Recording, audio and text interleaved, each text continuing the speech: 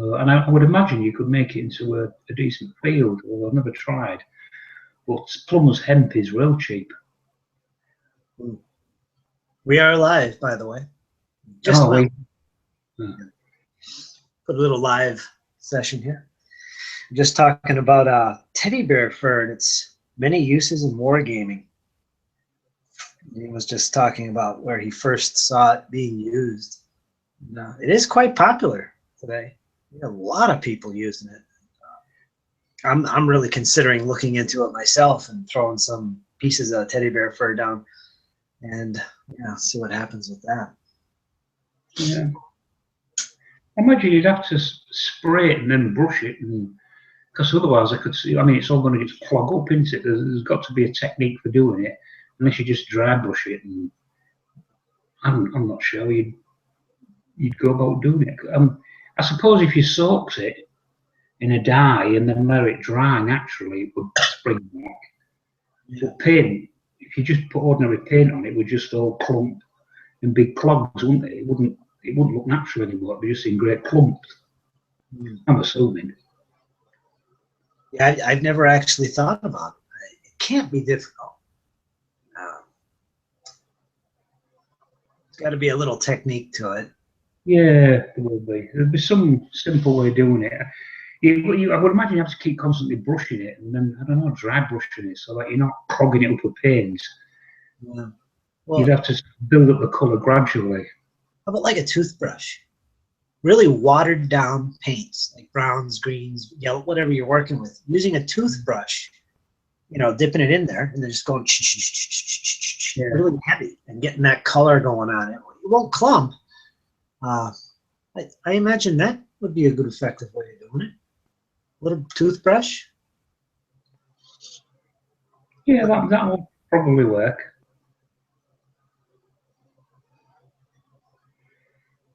I don't know. We'll see. We'll see, because I'm going to look for some and I'm going to try it. Yeah. I've not seen any locally in the store, but I'm sure if I went into some of these fabric shops that have it, I'm pretty sure they would. Yeah. And you'll be buying the really expensive stuff, and we won't know better. Like $60 to 3 foot. I'm always buying. I went in there to get me before I had the battle mat. I was buying green based stuff, and I was buying blue material. I spend more time in the dress shop than my wife does. I start to get a name and a reputation, I think. Though it's that bloke again who was always hanging around in the material section. Yeah. Yeah, I'll just send my sister in, thank you. Yeah, I'll stick to eBay or something. I'll buy online. Yeah, safer that way. Oh, God.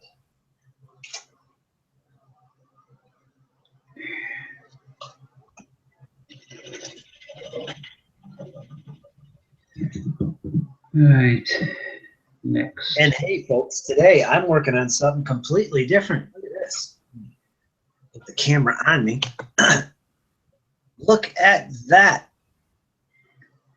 That is a British regular 1768 warrant uniform for the American War of Independence. Yeah, 15 mil blue moon. And some giant fingers. Yeah. So I'm cleaning them up today. Something different. It's a project I'm working on off and on. And get them ready for painting. A little bit at a time here and there.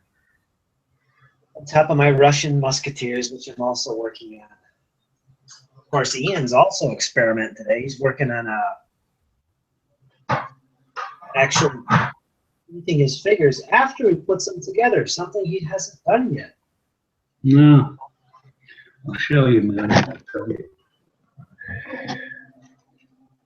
These are just the light cavalry that I'm working on for the War of the Roses, but I've also been doing some. I'll put this up so I can actually see if you can see. I've built some of the Arab warriors. This is a spearman, and I just built one sprue. But what I normally do, I normally paint the torsos. I normally take the torsos off the sprue. I usually leave the heads and arms on and paint them like that way, but this time I've decided to actually build the figure, heads and arms, and paint them like that, because doing it the old way, which I've always done, when you, like with these figures, you can't see them again, but these figures here, when I glue the arms on, invariably I damage, well, I don't, but the glue damages the paintwork. No matter how careful you are, some of it will seep out and it'll literally eat away at the paintwork. So then I have to spend quite a bit, well, not a lot of time, but a bit of time then having to touch up where it's been damaged. And I was getting a bit fed up with that. So I thought, with these warriors, I thought I'll try building them and then painting them all in one go instead of having to glue on afterwards. And so far, it's working. But having said that, I mean, they've got like long flowing robes on, which go from, well, it's like a long coat really. So these aren't so difficult. If I was doing something like, I don't know, Napoleonic soldier with his rifle and everything, like that might not be quite so easy, but I'm going to give it a go, see how I get on with doing it this way, because I'm fed up of having to keep going back and having to touch up. And this way will save me having to do that. So, yeah, it's an experiment for me. And I thought I'd just try these five, just one sprue out of the infantry box of Arabs. And just to, there's a few test figures to see how they go. I'm very pleased with them. Sculpts are lovely. So that's what I'm doing, and also obviously trying to finish off here. These are just about done. Obviously they need washing and varnishing. And I've got the riders 3/4 done for these horses, but these are individuals. These don't belong to a particular retinue where they're green and whites and they're red and blue. These are all a mix.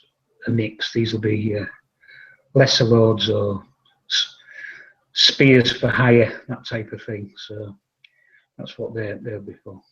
Did you actually flocked the bases before you actually mounted the guy? Yeah, well, the horses have been finished for ages. Yeah. Finished the horses about 3 weeks ago. It's just taken me all this time to do the riders. So they've all been sat waiting for best part of 3 weeks, I would think. I've been too busy playing games and videoing and doing other things, and I just haven't picked up the paintbrush until yesterday, actually, last night, and then again today I've been painting. Shame on you.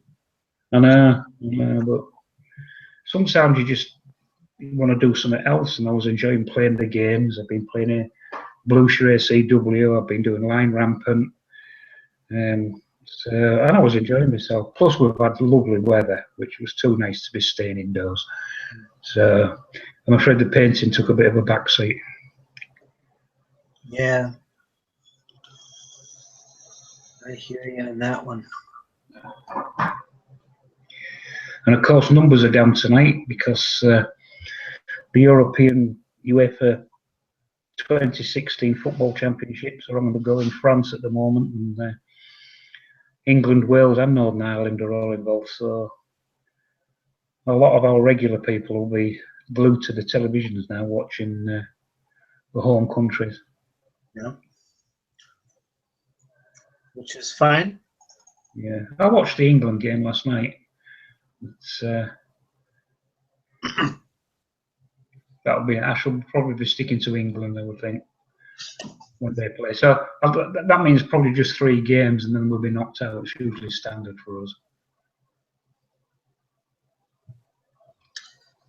Trying to access the video on YouTube,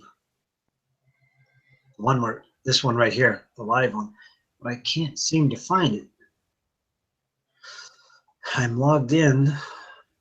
It's the wrong person, I guess. You know what, Ian, if you can go to your YouTube and find this video, copy it and paste it into the Facebook group, because I can't do it for some reason.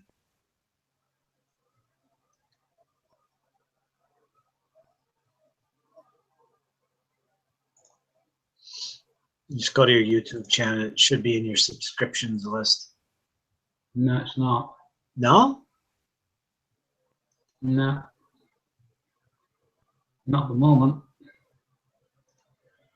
Let me just refresh it.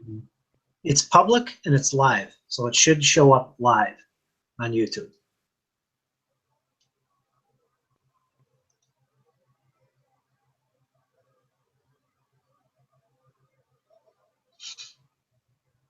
Just want to make it available for people on Facebook to watch from Facebook. Or you can watch it from Google Plus. Or on YouTube later when we're not live. Well, I mean, in fact, come to think of it, this hasn't updated since yesterday. What hasn't?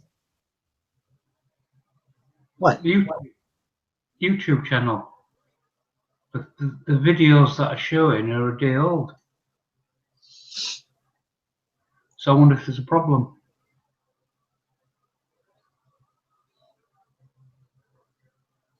Yeah, because I've been getting, because I was looking for Owen, because I got a notification that he'd put a video up on your YouTube, but it's not here. It's not showing. Wait a minute. Mine is fine. I got one from Pancake, which was an hour ago. Wonder why I'm not getting it then.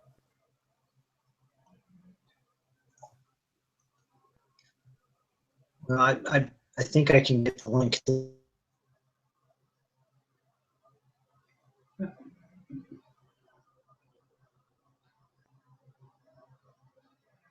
Pasted or put so many posts in there, it's probably at the bottom. So if I could find it, that is the link. So you can watch there. You could watch it live from Facebook. And if I just leave a little comment, we are live. That should bring it to the top.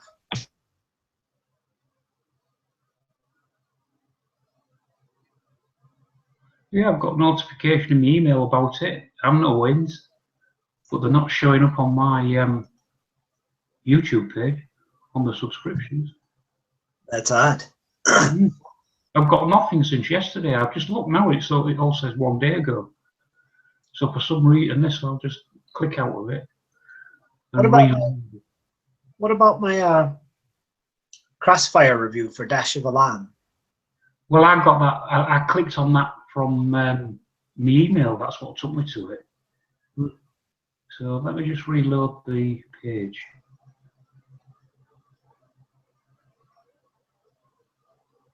No, it's still the same. Latest video I've got is from a day ago.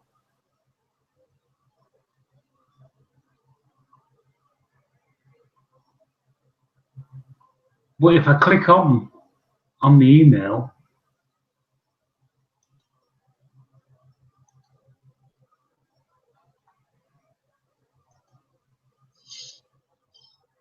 it takes me into the YouTube channel. And there's our video.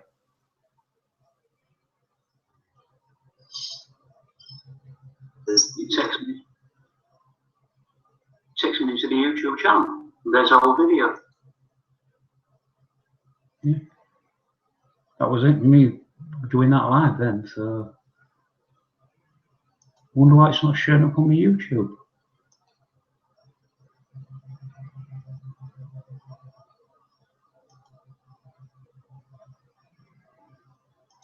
But it's not.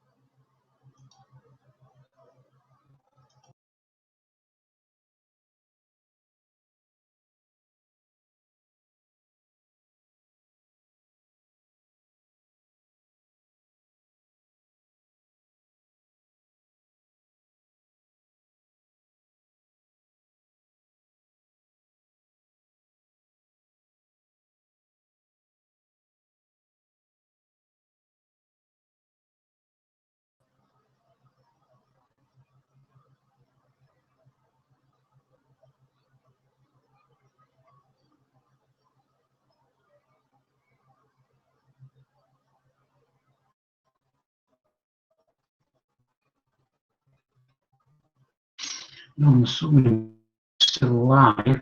No, Curtis has disappeared.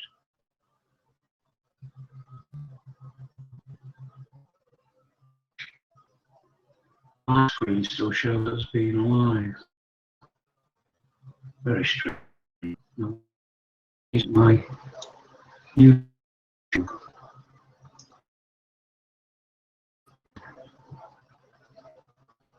And again, pushing the same thing from it. It was odd.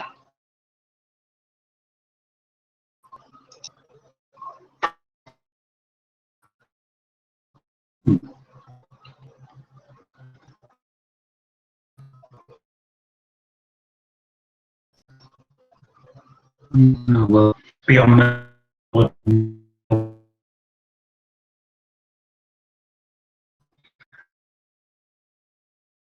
so much.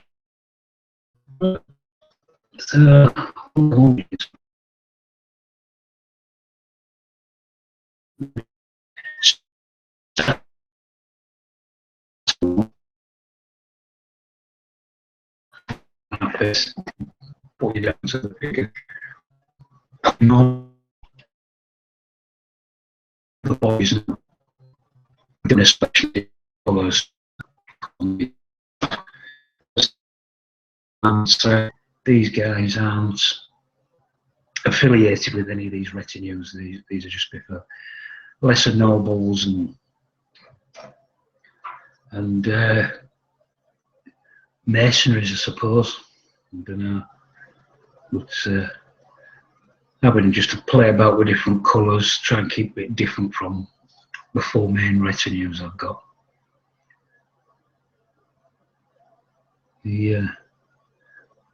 Some of these actually have bows, long bows,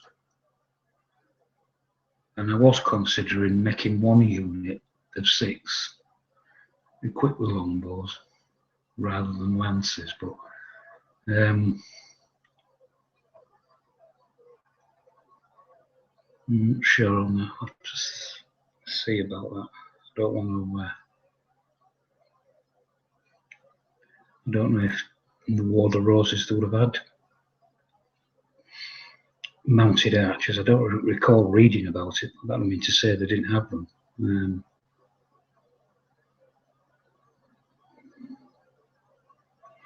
Well, I'm going to have to make my mind up soon because I'll be sticking arms on soon.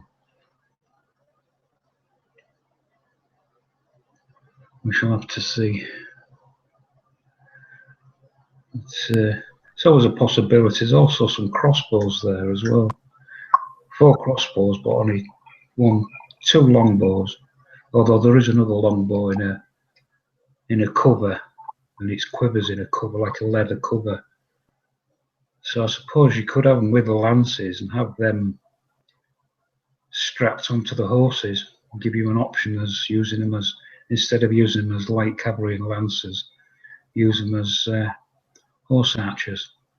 So I might do that, make them as lancers, but just use these covered bows. I don't know if you can see it. Oh, you're back, sir. I am back. I think we're still on. Here, just here, there's an arm. Where am I? Just here, there's an arm holding a covered. It's got a leather cover on as the longbow, and there's some more.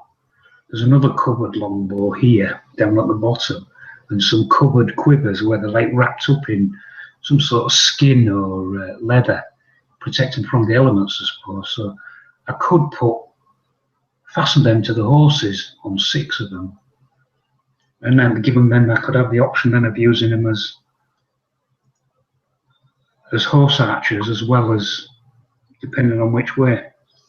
So yeah, I might just do 1 unit of them. Or there could be outlaws even. They don't fight for anybody, they just maybe robbers, highway outlaws. So they have lances and the fallback weapons, a longbow. So I might even do that. Can you hear me? Yeah, I can hear you fine. I heard a little echo. Yeah, I can hear echo.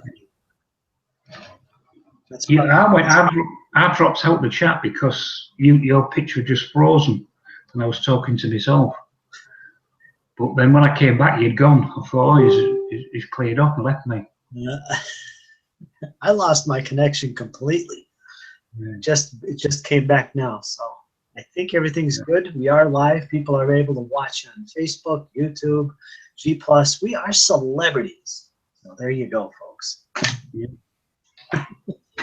I think everything is working. Right. I was just waffling away there. I was 5 minutes.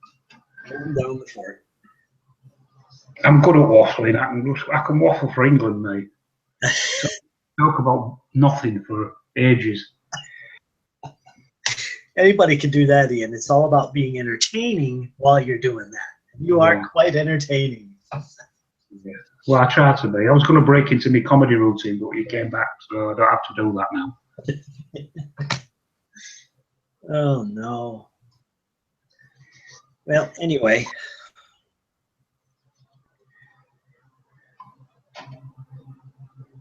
Now we both go quiet because we get busy doing what we're doing. Yeah. I'm just looking at what colours I want to know what I need now. Got some dark blue and white there. I've got the white ones, so I've got a dark blue and a black and white. That's then. So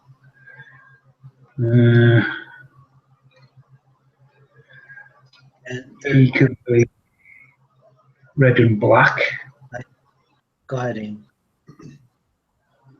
Black and green. Yeah, I think I know what I'm doing now.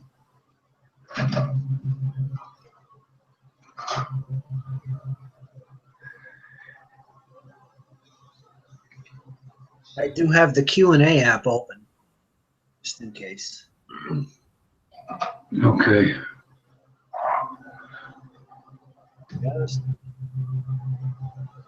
What is that noise? Sounds like a UFO has landed in your backyard. You're hovering. What is that? Not got anything. That's strange. I don't hear it now. It's all good. No, it's perfectly quiet here.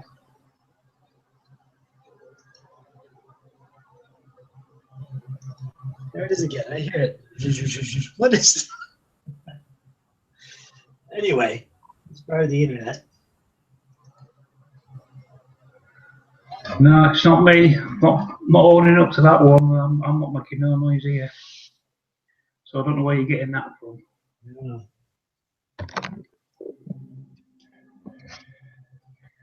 Right, so what did I say I want? Red one. I want black and white. Blue and white.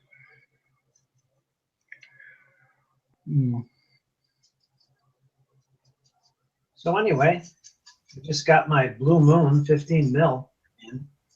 I'm loving these figures. I do have some other 15 millimeters by Blue Moon that I painted up and they're part of a side project of mine. It's for the Sudan campaign, the 1890s.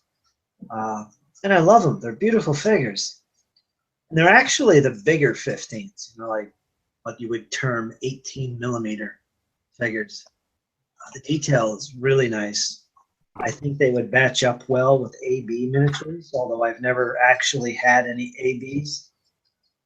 I'm guessing that they would match up well. Considering ABs are 18. Yeah, I'm really liking these, and today I'm cleaning up a whole bunch, just for different side distraction for me. Cleaning up isn't too bad on these figures. In fact, I'm probably cleaning up more than I need to. Yeah, well, it's force of habit, isn't it? You just automatically do it. Yeah, and I'll show I'll show another one of this guy. That's my big finger, and that's one of the guys marching along there. The posing is different on a lot of these miniatures in each. There's a lot of variety. Lots of detail. You can actually see the symbol there on the cartouche, the ammo pouch as well. You can just barely see that. Very nice figures. So this is going to be a joy for me to work on these since I've been working on 10 mil for so long. So Yeah.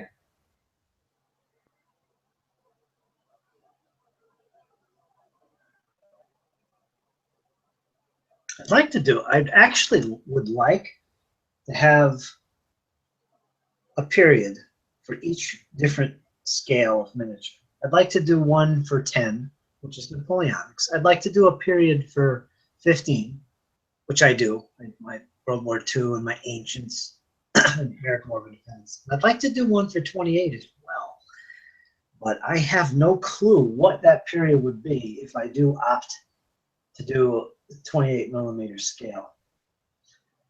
I've done it before. I used to do Gladiators and Old West, American Civil War. I collected and painted 28 millimeter figures. And of course, GW's Warhammer and 40K, all that nonsense. But I would like to do something I'm really fond of, period of history, with 28 millimeter figures. I'm not sure what that would be. I really don't know. It would have to be something like a skirmish type game, because I would be painting up all the armies, all the figures myself. What about 100 Years' War? What's that, Ian? The 100 Years' War. Of course. That's always an option. Mind you, it's a bit close to your Baron. You've already got your Barons, haven't you? You know, you've got your English Barons from that period, the Baron War, so it's a bit similar. It is. Although that is a smaller scale. Barons Wars, Montfort, Simon de Montfort, that little late 1200s. Yeah. It's always an option.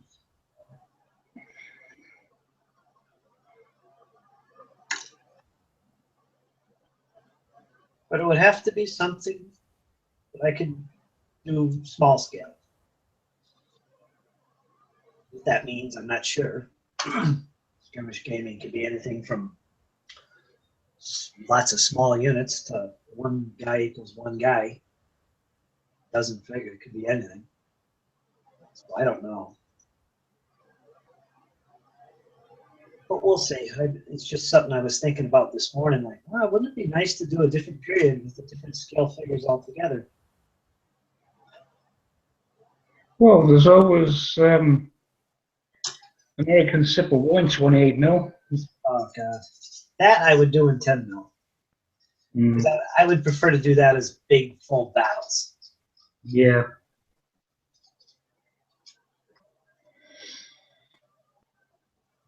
Ideally. But we'll see. I don't know.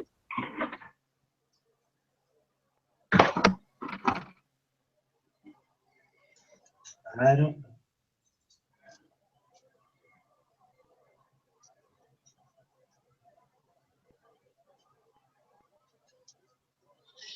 I try to restrain myself, not get crazy with, oh, I'm going to do this next, and I'm going to do that, and oh, I got to do this, I got to, oh, this, I can't leave that alone. I got to do that too.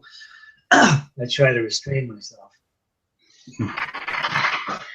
Yeah, well, you've just started out now on your 15 millimeter AWI, so you and you've still got to finish off your Russians and French, so you're pretty much taken up really for a foreseeable future. So there's no rush to get into 28. Oh yeah, none whatsoever. You know, it's funny. It's absolutely amazing to me. I can think back to when we first started doing these tabletop commanders paint and chat sessions, way back. And there's one of my friends I was talking to on here. Brian, we were talking about Napoleonics, and this was before I got into Napoleonics.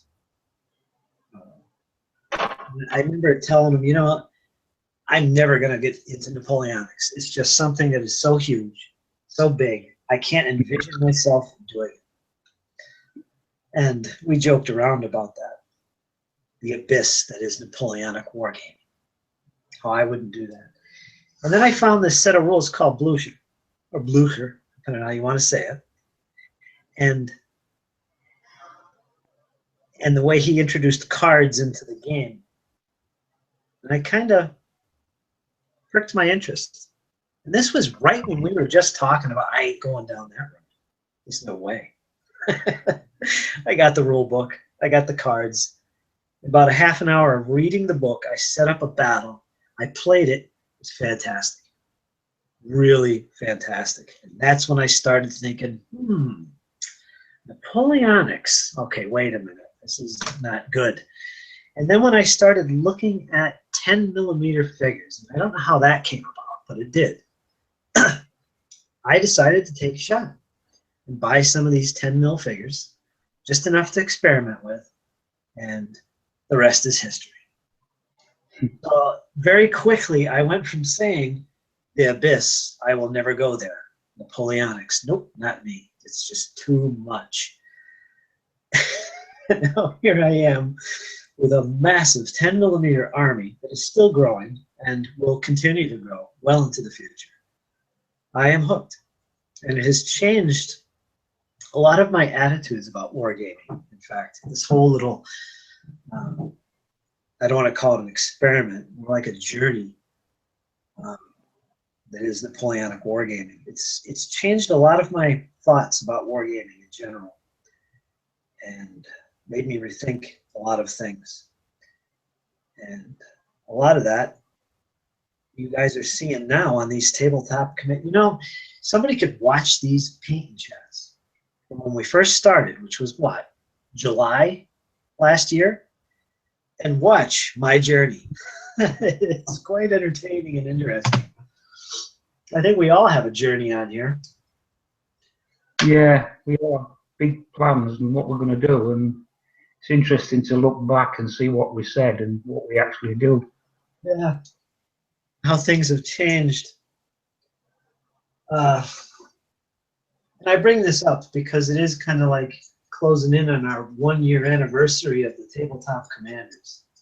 And I've been thinking a lot about when we first started this, all the things that have happened and came about, and all the new friendships developed, and some of those media sites we've made a presence on with this little community of ours. It's really fantastic. Wonderful thing. Taking advantage of technology, I guess. Technology that's really been there all this time, just nobody really did anything with it. Especially with these painting chats, which are amazing. Whether you listen or you take part in it actively by joining the session, you get a lot of stuff done. I mean, you really paint.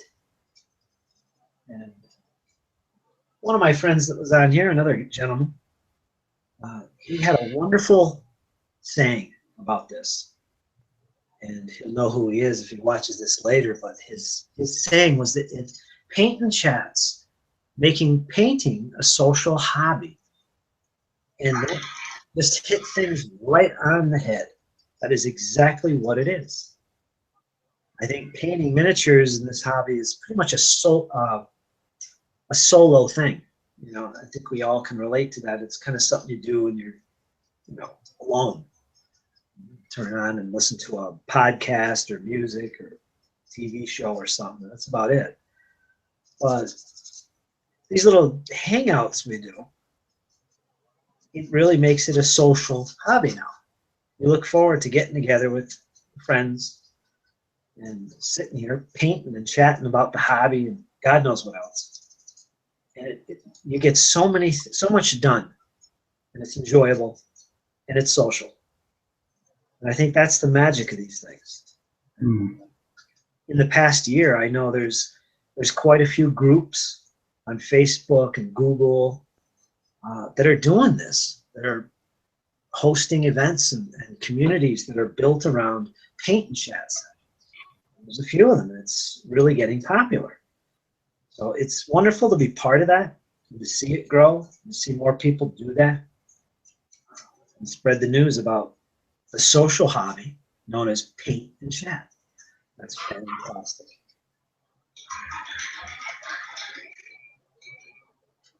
I know I've really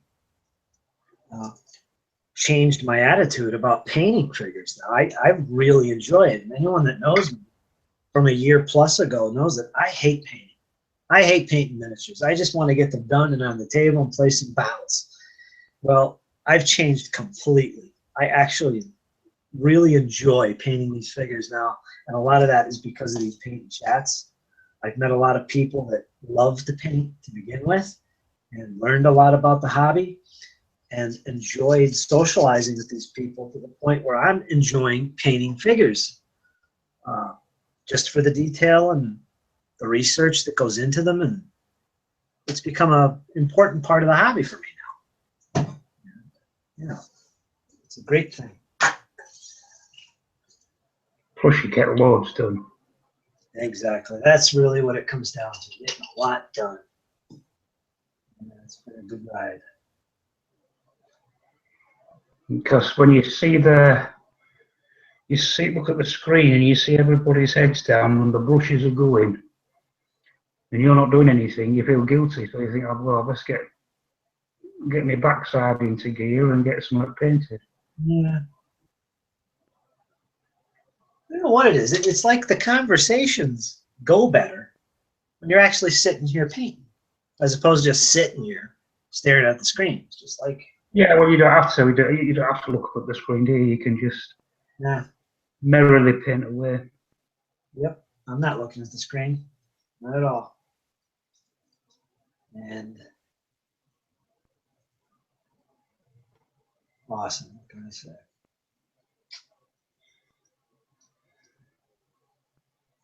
So it's been a fun journey, fun trip the past year doing this.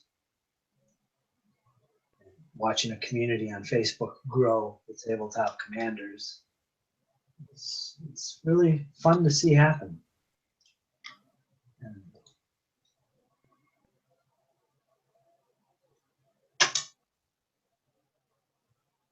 that's that.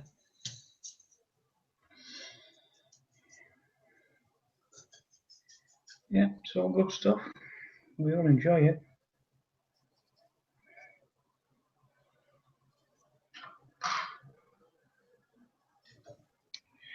Right, black and white, black and red.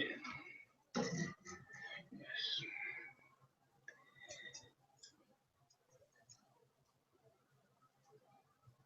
Yeah, I'm gonna have fun with these 15 mil. You can see the tape up or the edging all along the hat, the bike horns and stuff. That's gonna be fun. Details.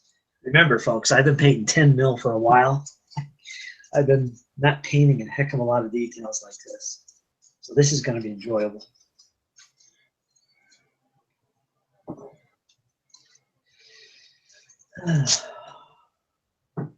Two more. Will there be a few Pennsylvania regiments in there then? Oh, definitely. Definitely. I got a lot of research to do. And I really want to look for specific regiments and their histories and learn about them, their commanders, battles and campaigns they were in. And I want to really model those units. And a friend of mine said I should record all that stuff on my blog. I might. Yeah.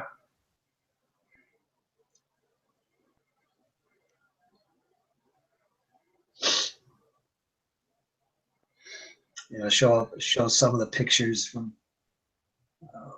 the paintings and stuff from them, and as well as my painted figures, some of the history of it. Record all that in the blog, and you know, people can see the all about that regiment. It's a little history. and how to paint it too. We'll see. I don't know.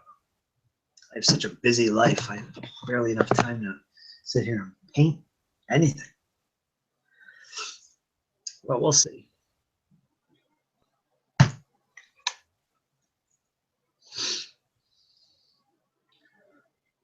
There you go, folks. Let's see what you're doing there, Ian.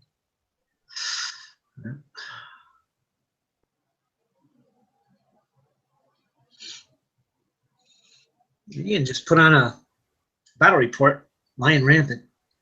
100 Years War Armies. Or no, War of the Roses armies. War of the Roses, yeah. Good stuff. I enjoyed watching that. I'd like to play that game. And I think we are actually on one of our live plays. I think Ian's going to host. We're going to do a Lion Rampant game. That should be interesting. Yeah, yeah, I shall do one of them.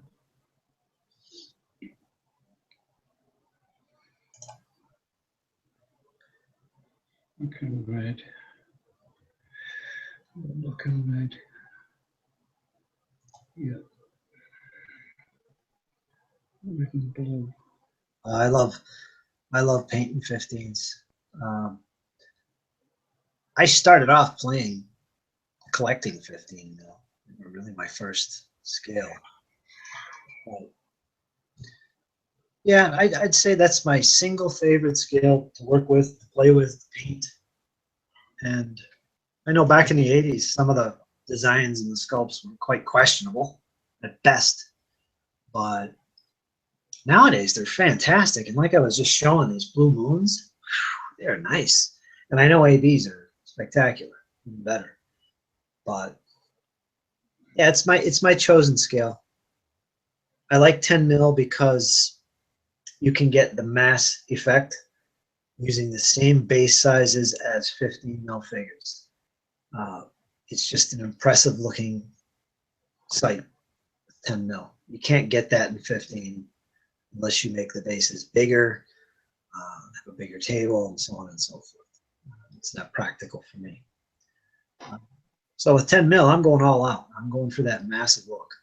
15, not so much. I'm not as interested in the mass look, especially with AWI, American War of Independence, because I'm going to be fighting tactical level battles. You know, I'm not concerned with big, massive battles, and the armies weren't big anyway. So I'm willing to have your 15 mil units of 16 to 20 guys, being typical. I'm willing to do that. I'm more interested in the look of each unit in terms of details as opposed to mass. So that's why I chose 15 mil for that. ABs are gorgeous.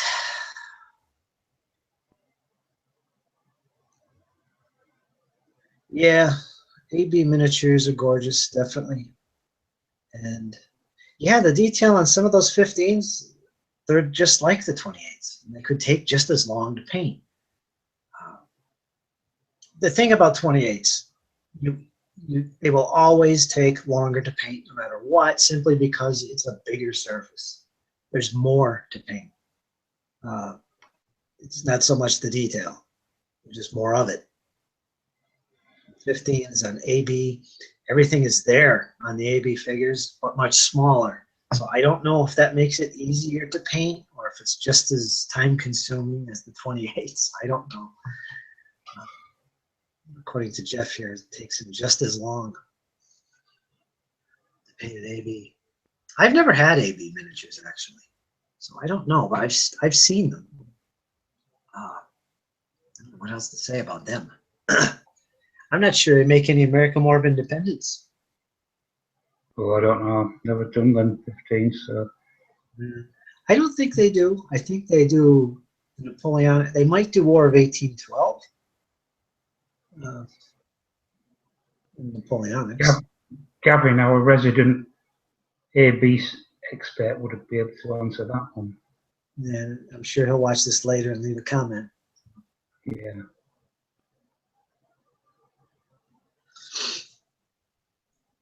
They are beautiful.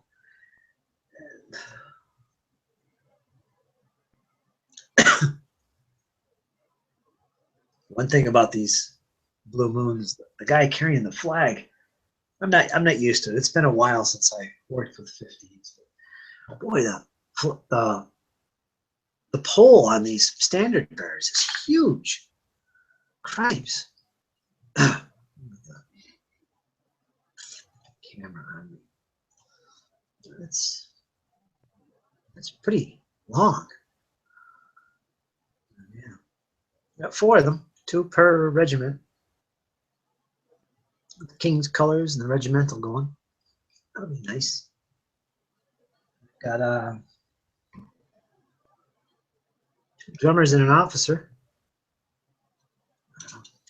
Mounted and ready for priming. These are all the figures you get in the command pack. There's 10 figures in all. Finally, you get 3 sergeants and officers. Spontoon, halberd, with a musket with a bayonet. Straighten out that halberd there. It's doing the spaghetti. Noodle. I was just showing Ian these things, but just by comparison with the 15s, here's a Warhammer High Elf 28 mil compared to the 15s. That is such a massive difference. My God, just ridiculous. Absolutely ridiculous. And of course, here's my 10s compared to the same 15s. It shows you.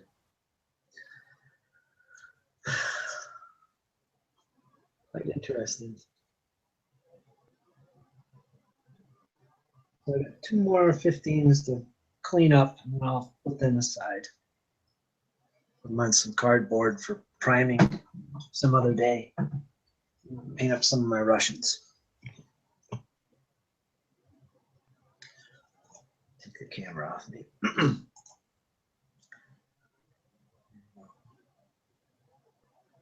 Yeah. Go ahead, Ian. I'm looking forward to seeing your Pavlov Grenadiers when they forming. Yeah, they'll be fun. Nice change of pace. Lighter caps. Very nice. The figures are nice. You get Will there, go ahead. yeah, will there be? Say that again, Ian. There would be the elite troops of the Russian army, wouldn't there? Yeah, they were up there with the Guard. I wouldn't say they're the best. They're not as good as the Guard, I would say. But they're definitely up there. They're probably the most well-known. That says a lot. But of course, they did wear miters. Maybe they're just well-known because of that. Yeah, maybe that's it. They don't look good in them, but I do like to see them in them. So I like to see the British Grenadiers in the American War of Independence with theirs. Yeah. The British and American War of Independence, they had the bearskins. That was the bearskins. But the French and Indian War, the Grenadiers still had the miters. They had those little tall, shiny things. The mitre. That's, yeah.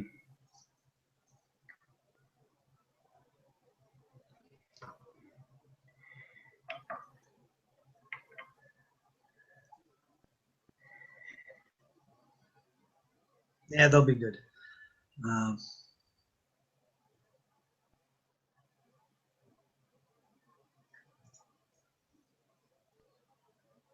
But first, I got to finish my Grenadiers. Yeah, my Musketeers. My Grenadiers. Got another battalion to finish for them, and then I might finish off my Saxons. I think there's a battalion I need to flesh out. It's not at full strength yet. Got some figures for them.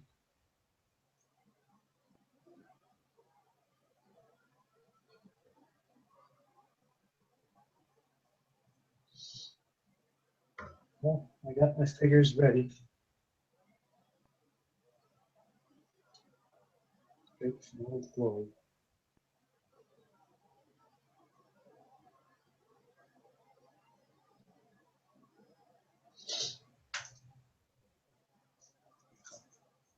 And yes, I am still working on my Sudan campaign. I started that, I think it was early in 2015 I started that.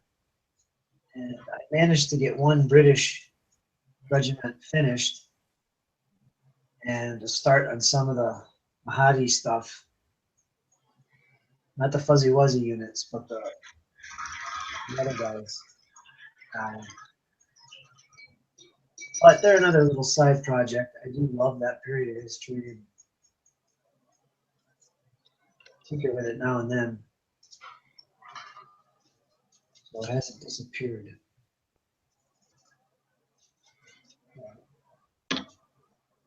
And I've been putting American War of Independence on hold for literally years. I got to start doing something. I got to. Yeah, it looked good. I'm looking forward to seeing that as well. That's a good thing about all the projects we can do. It's so much to look forward to.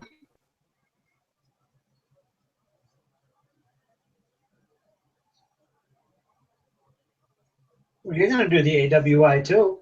Not anytime soon, but you're thinking about that 28 millimeter box set. Is it by Perry or Warlord? Is it Warlord? It's Warlord. Yeah. It'll be next year's project though, that one, I think. Certainly set on it at the moment. Because I can do it in 28 because there's, you know, it can be, well, like you said, skirmish. Yep. No, mostly. You don't need huge armies. So yeah, quite fancy doing it in 28. I know it means more expense, and finding somewhere to store it all, but I do like it. Do like that period. I've never modelled that period before.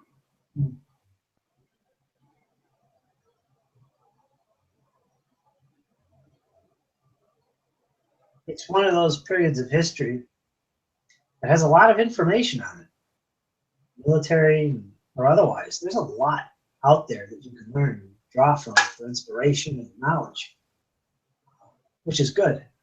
In my case, I grew up around this stuff. I mean, back in the bicentennial, anybody that was alive back then, I was a teenager. 1976, they called it the bicentennial year, which it was. But over here in the States, that's all it was. You would see parades all the time. There was reenactors, encampments, special events everywhere, all the time.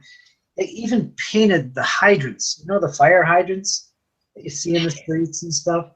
Every one of those was painted as a Revolutionary War character or soldier. I remember George Washington would be. Paul Revere would be another one. They'd actually paint them so they look like characters from the American War of Independence, that period of history. And some of my first toy soldiers that I collected were American War of Independence because of that. Everything was just in front of me all the time. I used to wear a little bicorn that I got somewhere. It was what I wore when I went out with my parents to the fairs and stuff. Always had bicentennial events going on. I always looked the part. I think for Halloween, I dressed up as a colonial soldier. I had a genuine toy musket that actually had the hammer pulled back and shot a cap and all kinds of cool stuff. So I was a big part of my life growing up. And I love the history. I love the background. It's an excellent period to get into for a lot of reasons. I've been putting it off for decades. Really.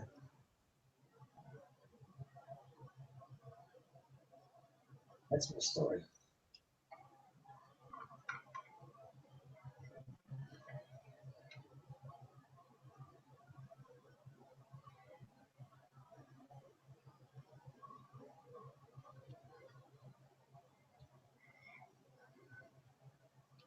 when it comes down to it, I'm actually in love with 40K. I love Warhammer 40K. This history stuff just is not cool, man. I want to get some Space Marines and Chaos Marines on the table. I can't take it no more, Ian. Yeah, right. I'm just kidding. I actually played a lot of 40K in Warhammer, so I just grew tired of it. I can imagine it being a big draw though for youngsters at that time going back then. I mean, it's if it had been around when I was young, I would imagine I would have been into it because I mean it was wars in the future and all these monsters and space marines and weird aliens. It would have been if I'd have been I don't know 12, 13, 11, 12, 13, it would have been magic. So I can see the appeal. I think the biggest appeal to me, outside of the way they marketed the products, just beautiful. I mean, very imaginative. They made you think and fantasize. Really good production value. But the one thing that I think got me into it was the ease of access. I mean, this was stuff they provided you in a boxed set, for instance. You get a box, 100+ miniatures, full rules, templates, and it was like, boom, you're good to go. And that hooked me, the way they did that. And then they got greedy. Yeah, which is a shame. Ruined the game. Just terrible. Yeah, I noticed that everybody complains about the price. When I got back into the hobby after a decade of being away from it, this was like 4 years ago now, but I immediately jumped back into Warhammer. I got the 8th edition rulebook, which was the current, and it was great. Really good version of the rules. I got into it, played some battles, and started pulling out all my Warhammer stuff and getting into it. But the one thing that turned me off, it was unbelievable. The prices they were asking for just one model. And some of these models, Ian, are like, they're huge and they're made out of plastic or resin. And they look to me like, that is so fragile. How the hell am I going to store that without it breaking a wing? It's just unbelievable. Nah, not the hobby I remember, and it's not the way I wanted to go with it. And yeah, that was the end of it for me. I'll have to stop touching them because I keep touching the stuff I've just pigging painted. So I'll have to let them dry a bit. Still, I think I've got most of my colours sorted now. Yeah, I know the prices. I've seen the prices on eBay now. Because I mean, I don't do fantasy stuff like that, but I would have done like Lord of the Rings and that type of thing. But I look, and you look at the figures and the prices, and I think, wow, I wouldn't pay that because I'm so used to the prices we pay for historical miniatures, and I think you could nearly buy a pig in army for what you're paying for that set. It just It just, otherwise I would have done. Cause I love the Tolkien books, and I would certainly have given it a go, but not at the prices they charge. Yeah.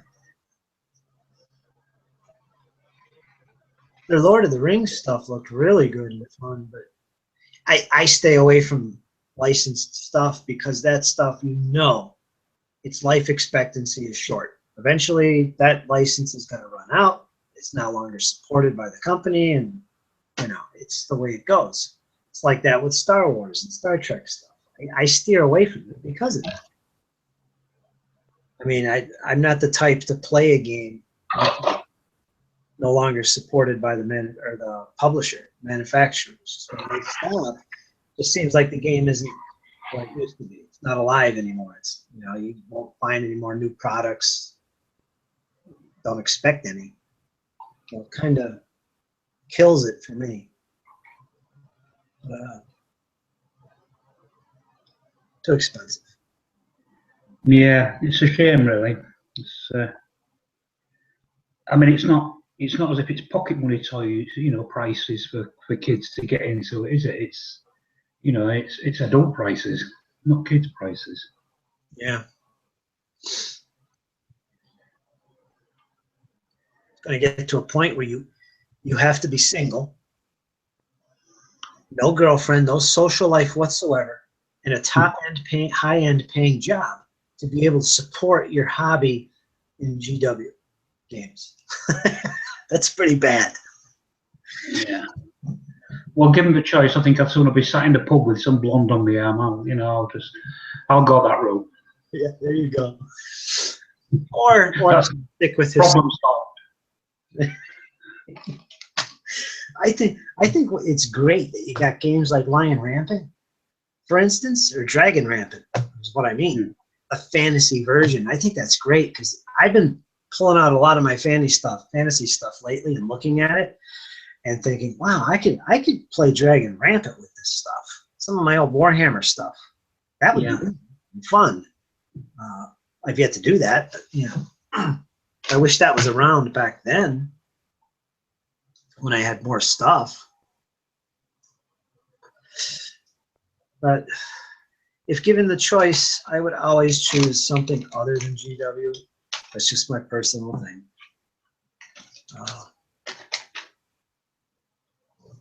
Yeah. Yes. GW was after my time, so it never affected me. It's, lucky man. I mean, I saw the shops open in the town, and we've got one in. I think we've still got one in the town. Although I think it only opens limited days now, where before it used to be open every day, and there was 2 or 3 staff. I think it's one of these single staffed. Only open on a Wednesday, Thursday, Friday, Saturday now. Yeah.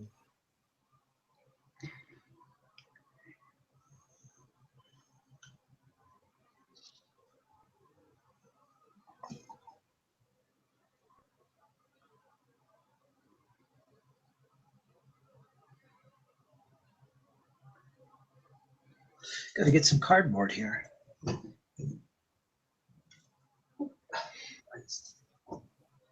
Yeah. I'll have to paint up some swords for these boys as well to put on them. Need a secondary weapon after the lance.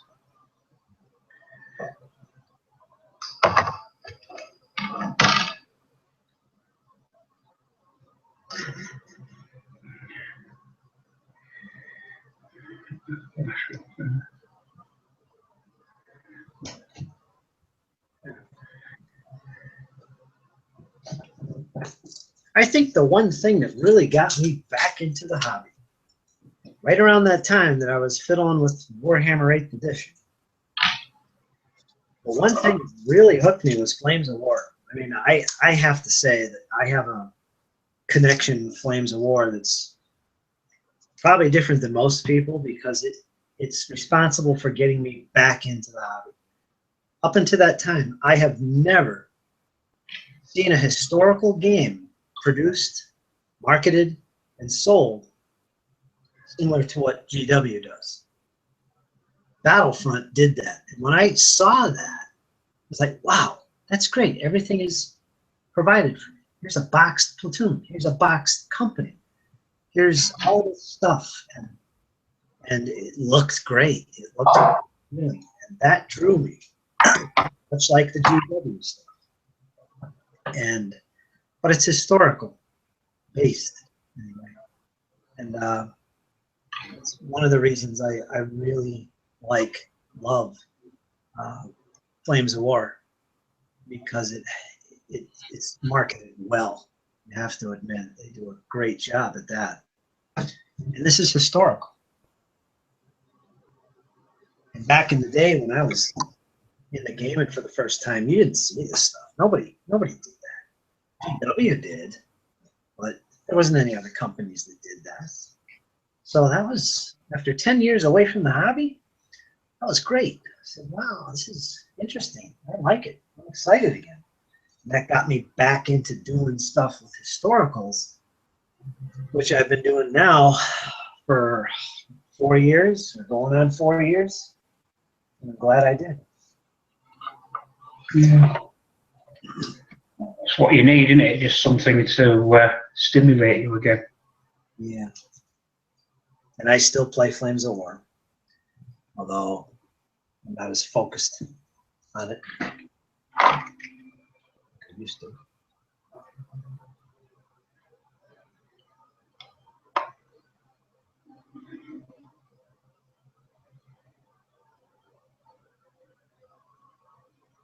It's a journey.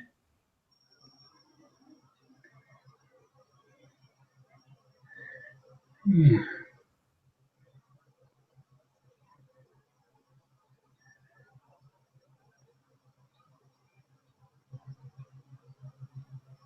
Oops. I'm getting crooked here.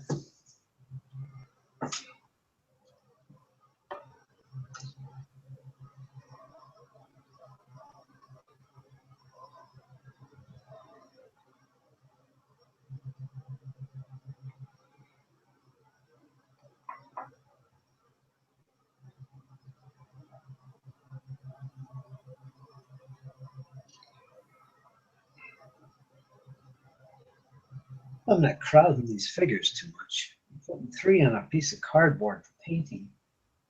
They might be a little too close together. I'm used to doing 10 mils, and I tend to crowd them a little bit because I'm not painting details. Yeah, you'll have to go back. You'll have to remember your old skills. A little bit. Spacing right. So there, that's enough. I got 1, 2, 3, 4, 5, 6, 7, 8, 9, 10, 11, 12 Hatmen, all based and ready to be primed. And I got 1, 2, 3, 4, 5, 6, 7, 8, 9, 10 command figures based and ready to be primed.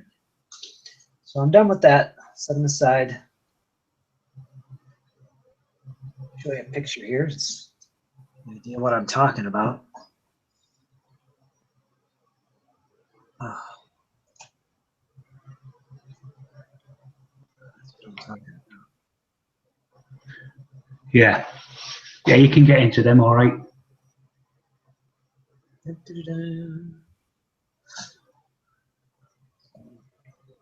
Set them aside.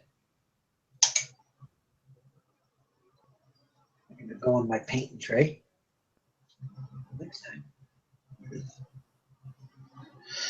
Yeah.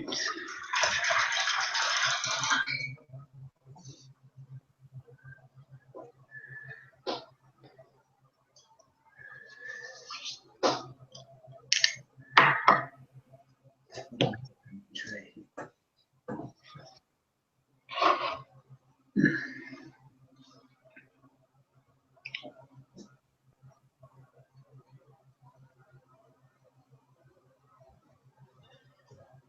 One thing I have to do is invest in some new brushes and get a few extra paints. I'm at that point where I got to get some new brushes.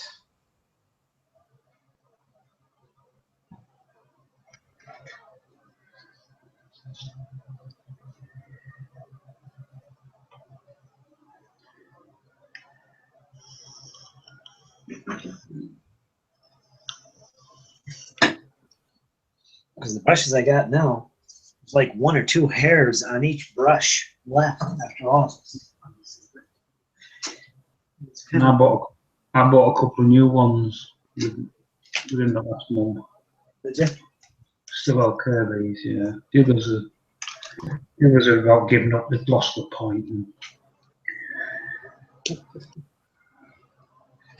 Yeah. It happens. I think I had these brushes for 3 years, as long as I got back in the hobby. About 3 years. well, you've done well. You've done well to keep them that long. Not easy.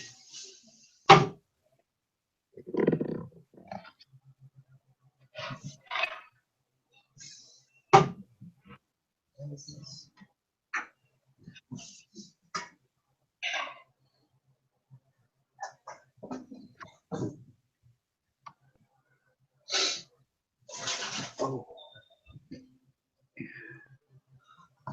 And for anyone curious, Dashi Vilan, the name of my new channel on YouTube, just did a review on this bad boy, which is Crossfire, World War II. And I just posted a review for this.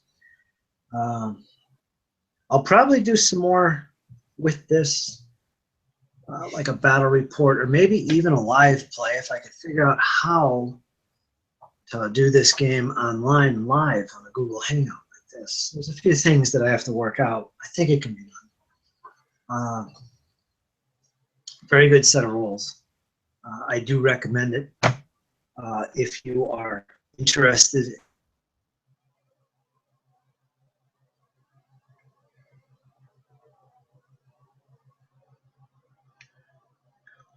It's quite unique. It's very fun.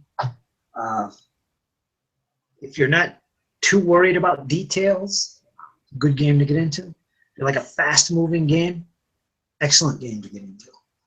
It's worth looking at. And you can still get it. This is an important thing. It was made originally back in 1995 or 6. I think in 1996. And it went out of print for a long time. But there is a website.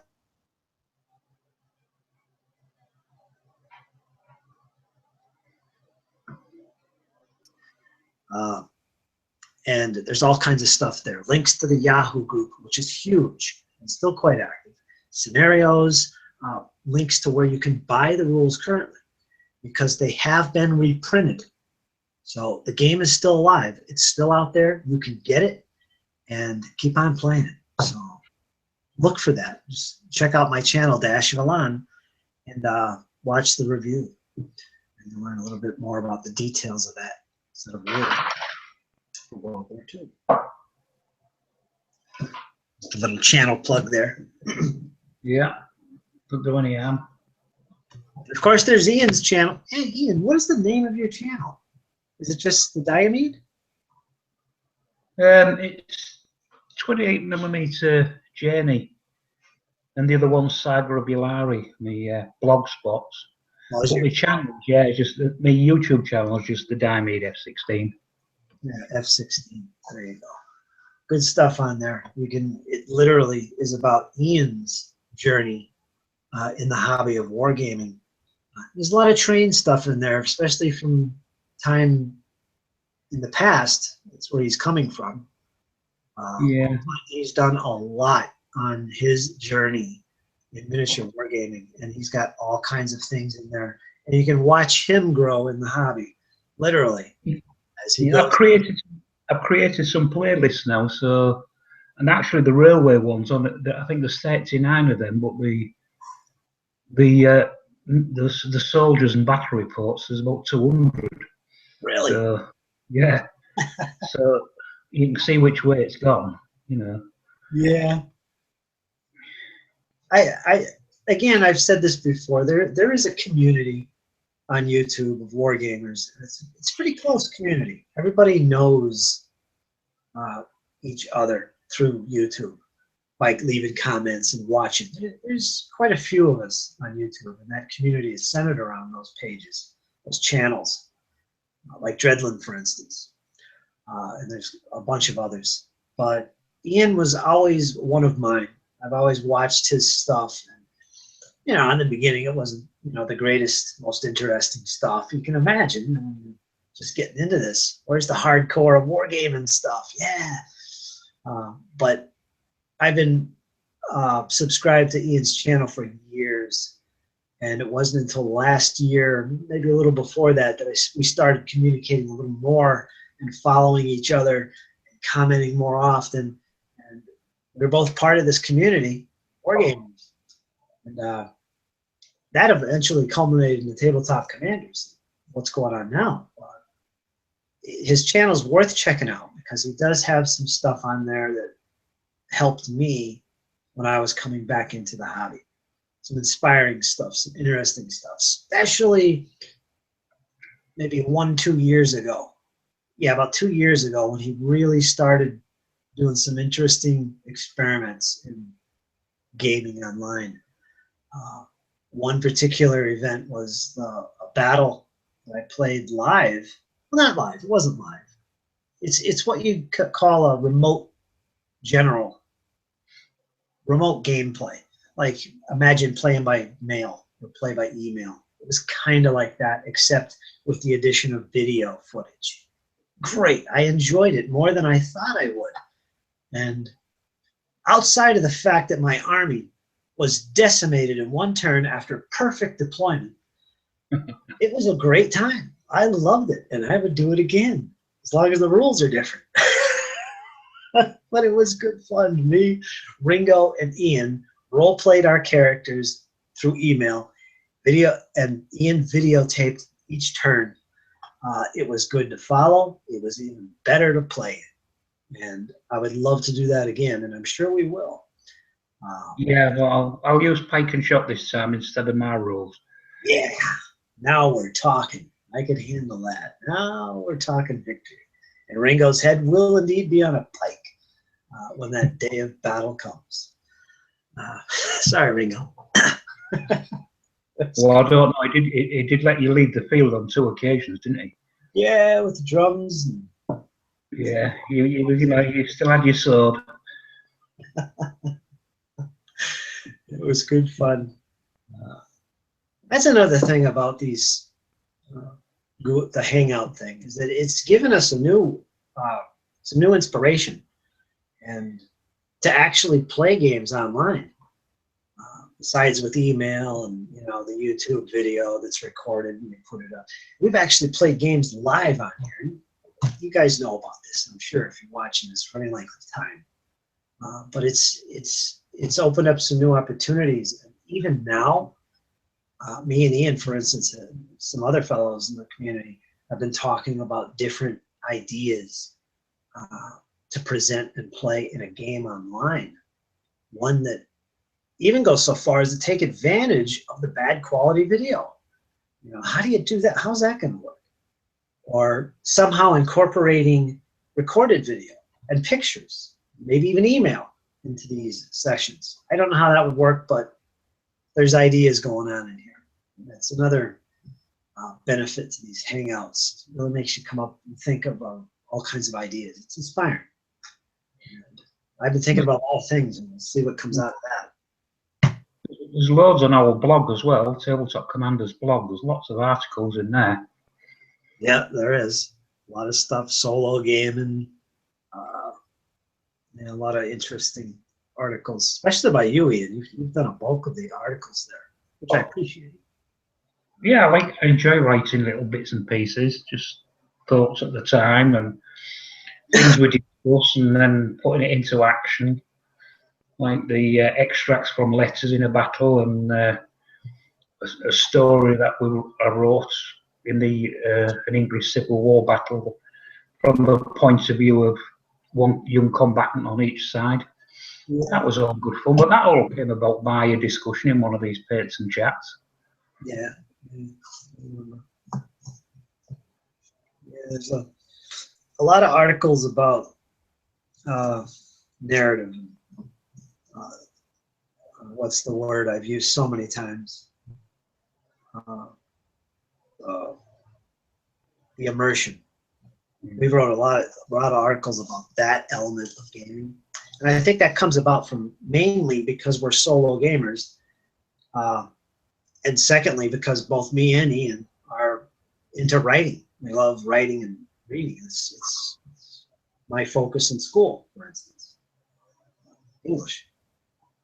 Literature, but a lot of it comes about from that. Seeing our miniatures games as a narrative, a story unfolding on our tabletop. So it's natural for something like Ian to come up with a battle report that suddenly is written like a story that's actually quite entertaining, that actually includes characters who have participated in these paint and chats. It makes it even more immersive. Yeah. It's good stuff. A lot has come about from these paint and chats, without a doubt. Yeah, it all came about through the paint and chats, though. It's only through what we discussed, and it gets the old brain working, and you suddenly think, oh, you know, I could do something like that. I could try that. I wouldn't have thought of it on my own. I don't think it's only because we was discussing it, and it sort of gets the old grey matter working, and you think, yeah, that would make a good different angle from, instead of just an ordinary battle report, have a battle report with comments from people who are actually in the battle. Yeah. Exactly.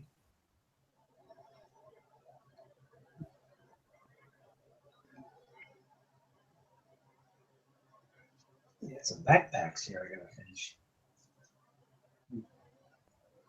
Yeah, it worked well. I was pleased with how it worked, and got some good response on the blog about it and that. So I shall do that again.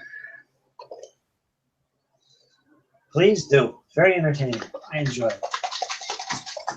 That's that Sagro Yulari that I'm writing, that's all driven by what happens on the table, because until a battle is, or a skirmish is resolved on the table, I can't write the next chapter, because that dictates how the story goes.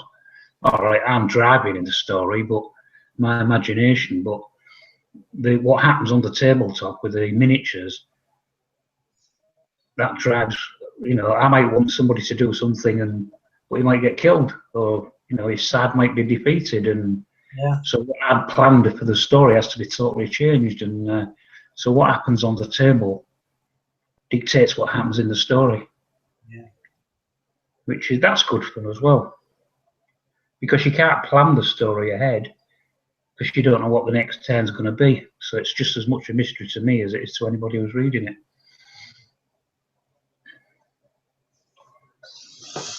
That's the fun. Or it's, you know, it's combining another hobby with one, you know, I'm combining, like you said, I love writing and combining that with wargaming.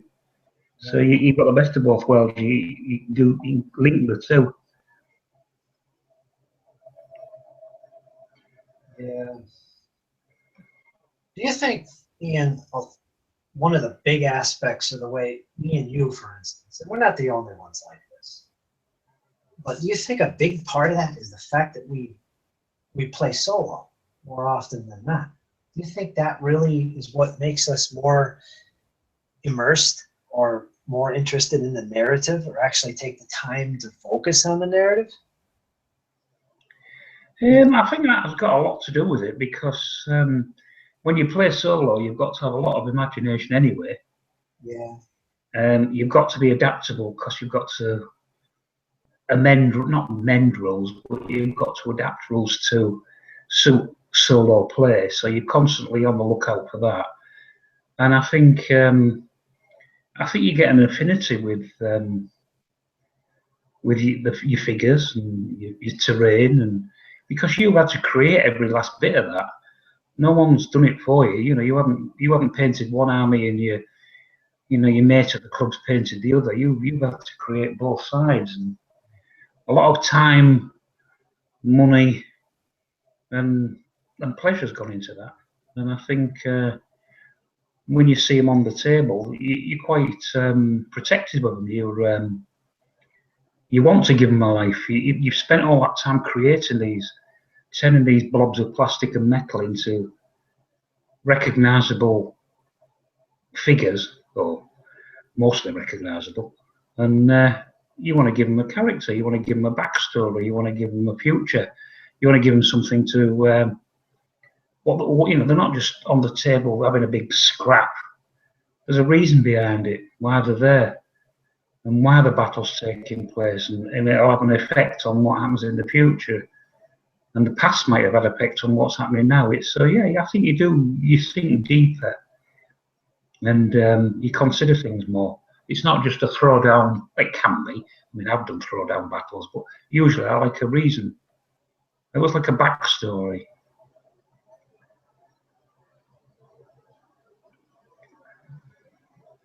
So I think solo wargaming does concentrate the mind. I think it does make you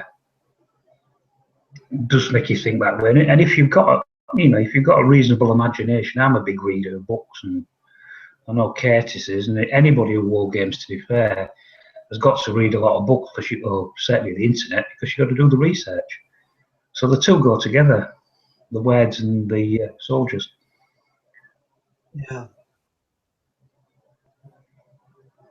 I think when I was young, but it's not restricted to that period of my life, I used to read about these battles. In particular, is the Battle of Austerlitz. I had a book I got from the library. I took home and read it to death, and it was just the description of the battle pulled me right in. And whenever I play a game, especially if it's solo, I approach it the same way. That narrative and that story is kind of what I'm trying to look for when I'm setting up my armies. It's never in a vacuum where things just set up and they fight it. There's always a reason for everything, just like you were reading about it in a book. I was recently doing some research on the Battle of Borodino. I learned a lot of different things that I didn't know preceding the battle and after the battle. And I love that sort of research. I love that. And that kind of stuff is fodder for me when it comes to wargaming. I like that in-depth reasoning for my games. And with solo gaming, I could do that. With social gaming, sometimes I can do that, but not often. It all depends on your fellow gamers, what they want out of the game. Sometimes they just want to play it and get it over with. Well, not get it over with, but they don't have a lot of time to spend on it. That happens a lot when you're in a club setting, which is understandable. And I think that's where most players are coming from. They're coming from that club attitude, or where they don't have the opportunity to play solo, really. They don't visualize it. They can't imagine it because it's always been social. And they miss out on that narrative aspect because of that, unless they were into that to begin with. But it's not common. Yeah. I'm not sure what the point was I was trying to make there. But yeah. Yeah, as well with solo, as you've alluded to there, is you've got time. You can stop in the middle of a battle if you want to. You can change things if it's not working if you want to. You can go back 2 turns if you want to. If something you thought, well, that wasn't right, I've done it before. I've done it even on when I've been videoing battles. I've got to a point. I've got maybe 6 turns in and thought, this isn't working, and I've started again. And that's, you can do that when you're solo, because you've nobody to please except yourself. You can't do that with an opponent, a live opponent, or a group of people, because they're not going to be too pleased because you want to start again, or change something. But you can when you're solo, and you can also leave. I mean, I'm lucky enough to have a gaming room. It's only small, but at least it's big enough to have a game in there, and I can leave the troops out. So a game can take days, it could take months if I wanted to, and it's still there as I left it. And I often go in and just look and think, what am I going to do next? I'm now on this command, because you've got to have 2 heads. You're commanding 2 armies.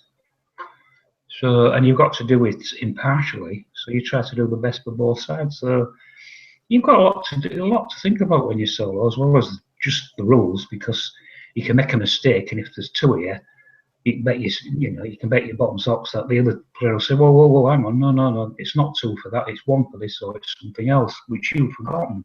Because I do that all the time. I forget, because I'm going bloody senile now. I'm getting old. Oh, come on, you're a young man, full of youth and chutzpah now. Well, yeah, it's good. I certainly, I like playing the online games. I like, pitting your wits against somebody else on the online games. I love that. But I also just as much enjoy playing solo. There's no right way or wrong way. It's all part of the same hobby. I think everybody in this hobby should play both ways. I think you should try solo if you never have. I think you should play social games as well. Play with your friends, play with your family, play with your club mates. Have those kind of games as well, because they all give you a different experience. And it's all part of the hobby. I've been fortunate to experience both worlds quite extensively. Especially in the early years, I did a lot of the social gaming with friends and clubs and all that. But it's definitely different. I mean, I can remember playing games at our club that I don't even remember half of them, because they're just so fast and there's so much distractions in a club atmosphere. It's just another game. You know, you boom, boom, you're done. You move on. But some of my most memorable battles were solo. There's things that happened in my games that I would not have imagined in a social setting, or might have missed, that left a big impression on my mind. And I won't never forget them. Kind of cool, actually, huh? Yeah, everybody should try solo and social if you can, and experience the different ways to play and enjoy a game. It's not always about just the game, of course, a lot in this hobby. But as far as playing, you know, playing both. It's not as hard as you think to play solo. That's for damn sure. Yes. Like everything else, there's advantages and disadvantages. Yeah, there is.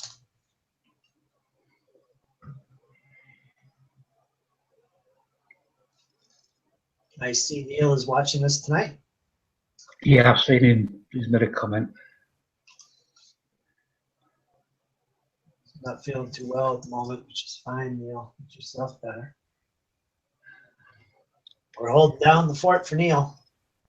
He's been quite active running and hosting the paint chats recently, which is greatly appreciated. Yeah. I'll have to get back to my Wednesday slot again. Yes. If I can get it away from Neil, you might want to keep it. Well, I think he enjoys doing them. I'm sure he'd have no problem with running them when he wants. Well, I don't mind swapping to a Friday, to be honest. No hardship to me. If he wants to keep Wednesday going, I don't mind doing a Friday.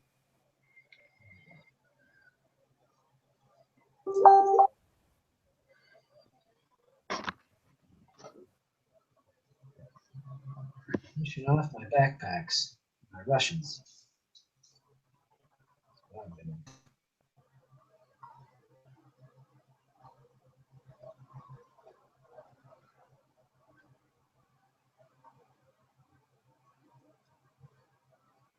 End of this month.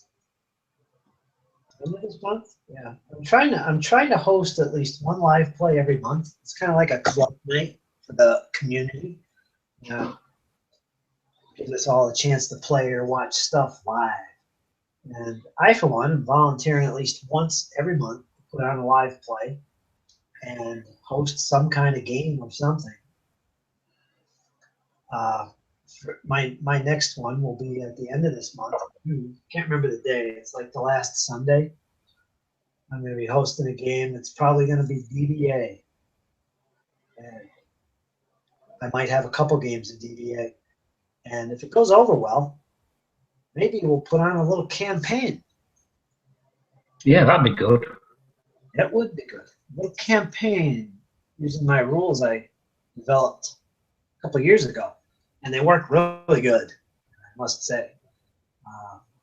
But it should be fun. I'm going to set that up for the end of the month. If you're on Facebook and you're in the Tabletop Commanders, look at the Events tab, and you'll see it there listed, the actual event that I'll be hosting. And I'm trying to get some more community members to also do likewise, join me in hosting these things. Ian is stepping up to the plate. He's attempting to get things sorted so that he can do likewise perhaps with flying rampant. But if you're watching this, you know, you'd like to take part or even attempt hosting these things, message me, and we'll set you up and get you all good to go. If you have any questions about how to do it, and that would be great. If we had one every week, that'd be awesome. It'd be like club night, you know, once every week. Awesome. But that's up to you guys.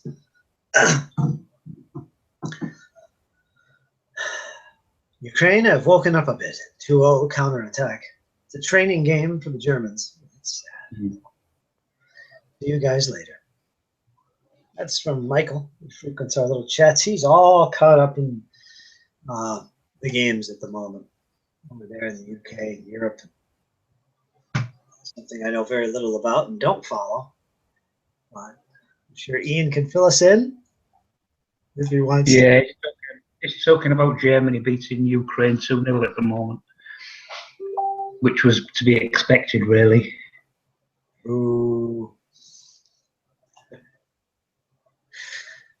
Well, Germany is just one of them teams that are just, they're always bloody good. They annoy you.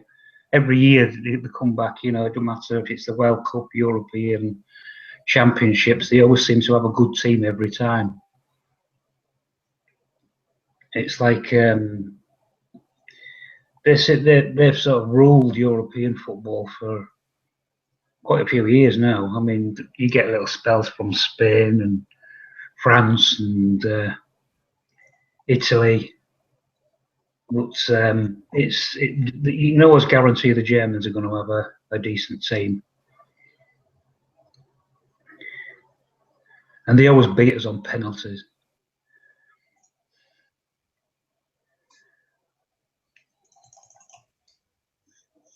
Why is my chat not working? Yeah. Well, it's not MMA. I don't have much interest in it. So that's me. Sorry. Ian is the football, European football dude. Right, Ian? Yeah. So good luck, Germany.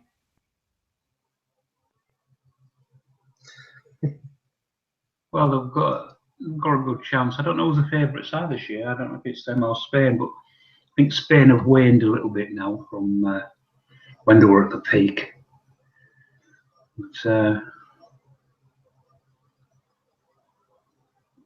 the England team are they're very young. He's got a very young squad, so probably one for the future. But, got some exciting players in there, some fast players. But whether or not they can cope with the likes of the big boys, I don't know. I'll have to see. I hope they can. Seems ages since we progressed in a tournament.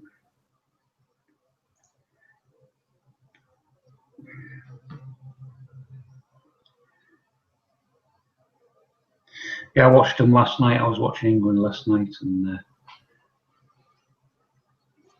in the last 8 European, the European Euros, in our opening game, we've drawn 4 and lost 4, and now last night we've drawn 5 and lost 4 of our opening games in the last 9 Euro competitions.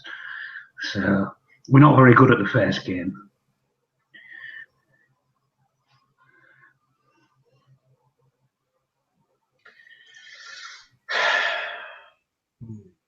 But enough of football.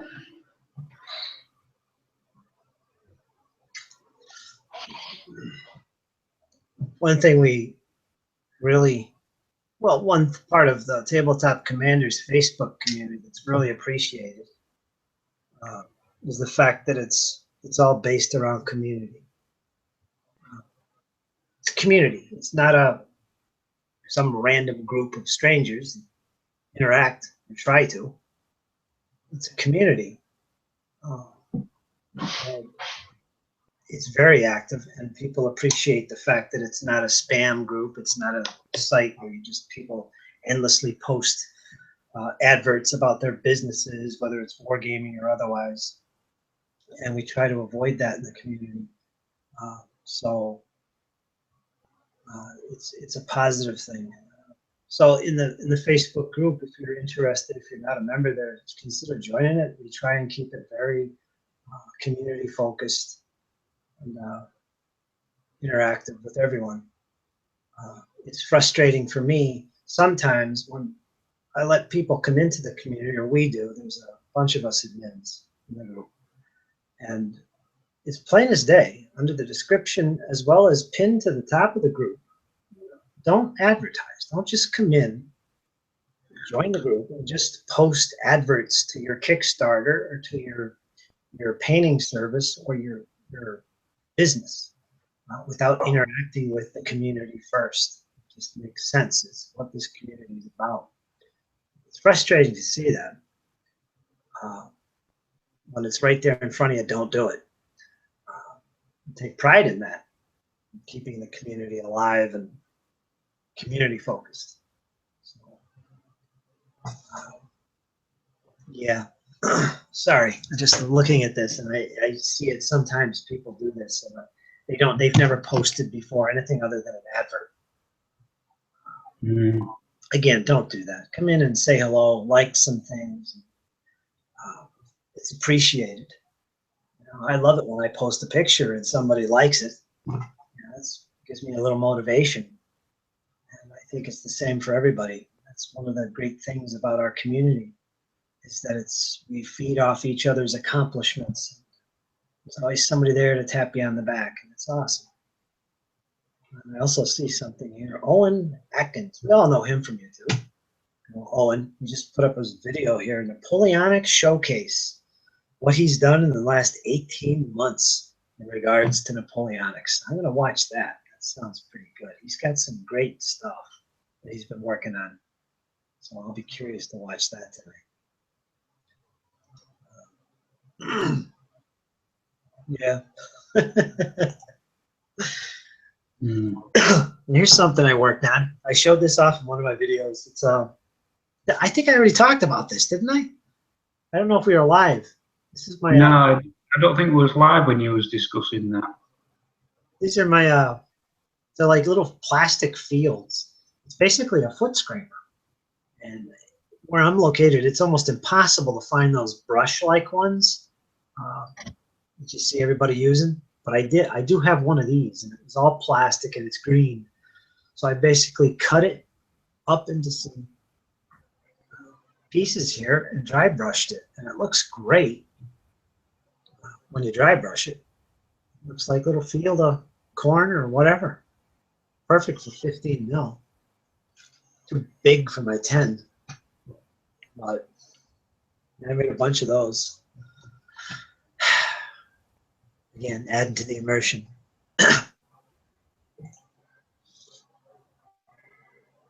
So anyway, there we go.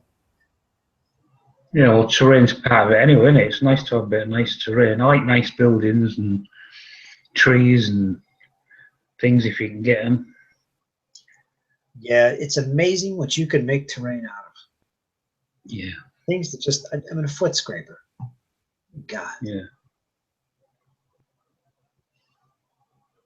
All right, some of the simplest, most effective things you can do is just to go out in your backyard or your driveway, pick up some rocks, clean them up, bring them in, let them dry off, and put them on your table. Just rocks. They don't have to be big, just some little gravel. I've done that. I got a whole tub full of just gravel that I'll just take out and spread on the table. It's great. It really adds to the effect. Or just go out and break some sticks off some trees. Even if you only use it once. Break them up, make them look like a deadfall in the woods, or smashed trees, cannonballs, explosions. Throw them on the table. I know one guy, he actually took some logs, and we're talking 3-inch thick and bigger logs. He used them as terrain pieces in his game. It's like these mammoth trees were toppled. Just ridiculous. But it looked great. It did. That's going a little bit far, but yeah, simple as that. Adds so much to your game. How are you coming along, Ian? You've been painting away while I'm. Yeah, I've stopped now. No, I get to a point where I get tired, and when I get tired, I start making mistakes. So Yeah, I see those little guys in there. Yeah, I've got a lot done. I've got all the riders are now painted up. Well, they still need the belts painted, but the colours are sorted on them, and their arms and the spear arms. So there's little bits and pieces to do, and I've also got to paint up lots of sword scabbards and swords to put on the sides of the soldiers, because obviously they need a sword as a backup weapon as well as their spear there, so they've got to be painted and added on yet. It's all these little bits what seem to take the longest, you know, actually painting the horses and, you know, the main uniform or armour on the troops is quite a quick job. It's the little bits that seem to take the longest and seem to, you need to organise, and especially with these real ones where they're all different colours of, you know, you're messing about doing different colour schemes and stuff. So that takes, just doing a unit of green and white or blue and red is easy, but when you're messing about with different colours, it takes longer. It's fun. It's, you know, it's good fun, but it takes a bit longer. How far do you go with the research side of the painting, the battle dress of these warriors? What is the extent of your research? Well, I've got quite a few books on the Wars of the Roses, which is the period that these are from. So I look at that, and I look at, I like to get names from there, from not necessarily the most famous people, but I've got lists of nobles who fought in some of these battles, and I like to take their names sometimes and colours. And I like to keep the weapons as they should be for that period. As I was saying before, that on these sprues there's some bows, covered bows, and they're wrapped in some sort of I don't know, linen or leather or some sort of bag, and quivers of arrows. And I'm thinking of some of these at the back here, maybe attaching bows and a quiver of arrows to the horse, so that I could use them either as spearmen or as mounted archers, which gives me another option. So I quite fancy the idea of doing that for, say, 6 of these horses. But yeah, I like to do my research to see, you know, try and get everything right. I mean, the colours, you know, the story behind the colours. Because I'm doing a fictional battle set in the War of the Roses period in a fictional country, and the 4 main factions have got their own colours. 2 of them are green, you know, green and white, red and blue. There's a blue and white and a black and amber. They're the 4 main factions, and then there's 3 lesser factions, and then quite a few lesser lords. So I'm having to paint up the units for all these different retinues. I've nearly completed it now. I've got these to finish. I've got some scurrers, 12 scurrers, which are I don't know, like the really poor quality light cavalry, I suppose you could call them. They're more useful as scouts, or that would maybe be brigands or outlaws more than regular part of the force. I've got them to paint up. They're mounted. And I've got 2 artillery pieces, because artillery was just starting to come to the fore in the War of the Roses at Towton. It was used quite extensively, and even more so from recent excavations and studies, that it was more widespread than that they realised. So I've got a couple of light cannon. I'm not going to have any more than that, just a couple of light cannon, 1 for each side, which you've got to paint up. Does Lion Rampant have? No, it doesn't. It doesn't have. It has firearms, you know, because I have got a couple of units of troops with very early arquebuses or muskets, very early firearms. But there's no rules in there for cannon, light cannon. But that doesn't mean to say I can't adapt them and write them. Yes. And let's face it, the stuff was it really just was there to make a big noise, a big bang. It wasn't particularly accurate. I mean, it was I think it was there more for scare and noise factor. Because remember, at this time in history, the loudest noise these people would hear would be church bells, or maybe singing in the church. That would be the loudest noise. Or obviously thunder if it was a thunderstorm. But other than that, they wouldn't hear loud noises. You know, it was a different period. It's not like what we're used to with traffic and phones ringing and God knows what else. They lived in a world what was pretty much silent. You know, it was mostly rural. So it would be, you know, it would be birdsong and sheep and cattle, and they wouldn't hear loud noises really. And so the sound of a cannon going off, well, that would, you know, it would terrify you. The cannonball mightn't be nowhere near you, but just the sound of this huge boom explosion would be enough to terrify you. Yeah, that could break a lot of guys right there. Just hearing the damn thing, like, what is that? That's it. I'm out of here. I mean, that's as well. That's part of the research. You've got to think about. You've got to put yourself back into that time. It's not like now. You know, times then were quiet. It was peaceful, and so something like that would have a massive effect. And we don't appreciate it now because we're used to all this noise and everything. But in them days, they weren't. Good observation.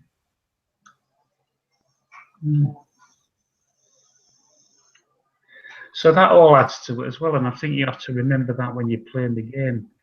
But I've got a couple of artillery pieces. I've also got an ox cart and a horse and cart, which I've got to paint up, which are from this period. And one of them's got a load as well, a resin load, which I've got to paint up.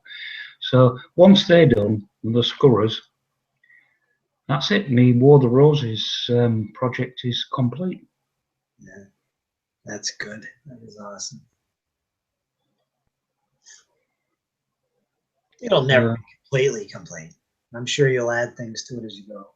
Well, possibly. I mean, if they bring out maybe some more figures for something different that I don't have, then chances are I might, you know, I might invest in something like that. But I don't think really there's a lot more units you can add. You know, I mean, I can duplicate what I've already got. I could add more archers or more billmen. Yeah. But for bigger battles.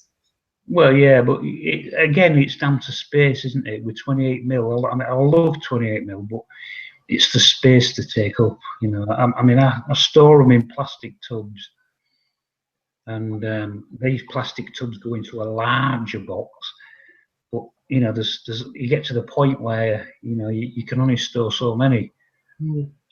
So, I mean, I'm finding space for them, like, and the wife is going to be out in the garden, so.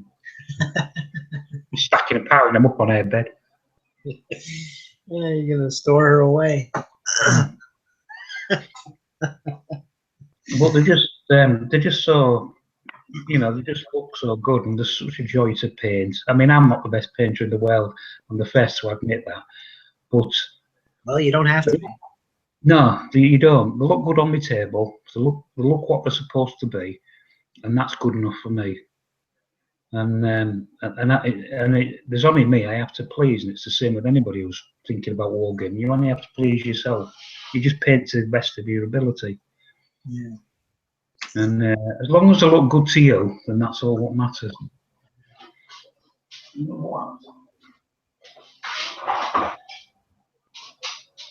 Yeah, I got my shakos to paint tomorrow probably. Look at this. Is that done? Shakos and plumes on my grenadier platoon for this regiment.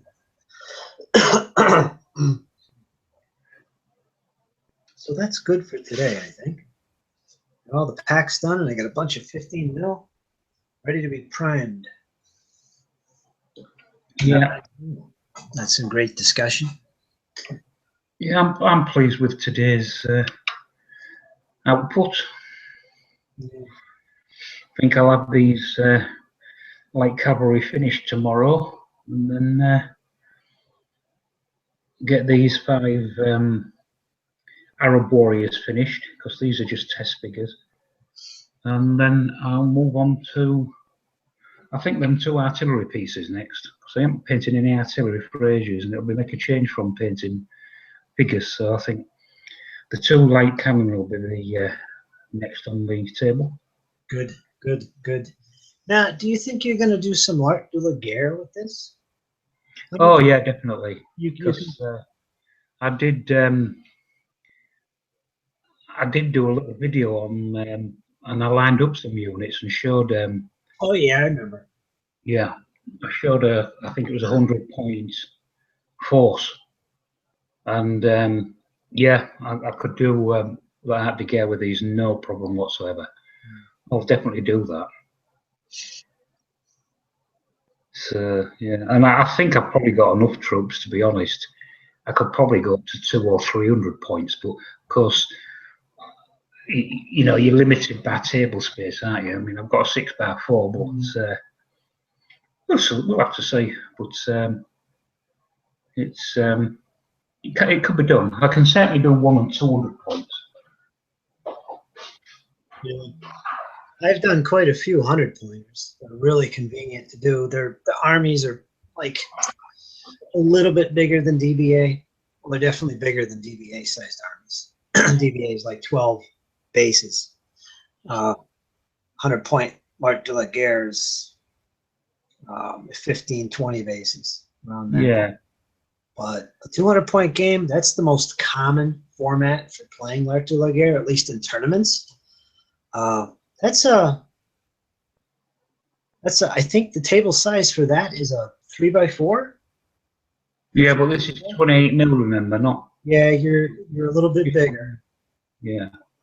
I mean, I could cut down from inches to centimeters, so you could cut, you know, to make it a bit more, just that the units obviously wouldn't move as far or fire as far as what would seem normal for figures of this size. But if it meant doing that, if it just meant cutting down the distance, then I would do that. But it's easily done. It certainly can be done with these figures on the table I've got. So yeah, Art de la Guerre is definitely high up on the list of things to do, especially this period. Excellent. It's a good game. Good. It's fun. Yeah. It's intense. It works solo very well. In fact, when the game is so intense, when you play solo, you don't get a break from it. It's like you're trying to outthink yourself. Double. It's really a challenge. Very interesting. Yeah. I like that aspect of it, though. Another good thing is doing the live plays. I don't need as big a table. I can have both cameras relatively close to the figures, to the table, and I don't have to walk around. In that last game, man, Blue Shirt 6x4 table, multiplayers, man, that was a lot of walking. Yeah. For me. It was fun as hell, but it's a lot of walking. I think our next game of Blue Shirt will be on a 3x2. We'll play with small-sized units. Just as many units, but just smaller base. Well, to be honest, I could do a Blue Shirt ACW on a 3x2, as I've done already, so that we could do a live play of that. Yeah. Well, your bases are 60 millimeters wide, aren't they? Yeah. So your table would still have to be big because you can't shrink your bases any smaller. I can go as little as 3 centimeters. But yeah, you maxed it. That's big. Using a 4x2, right. I can still, you know, if we were doing it as core size, as one base was a brigade, you know, one base was a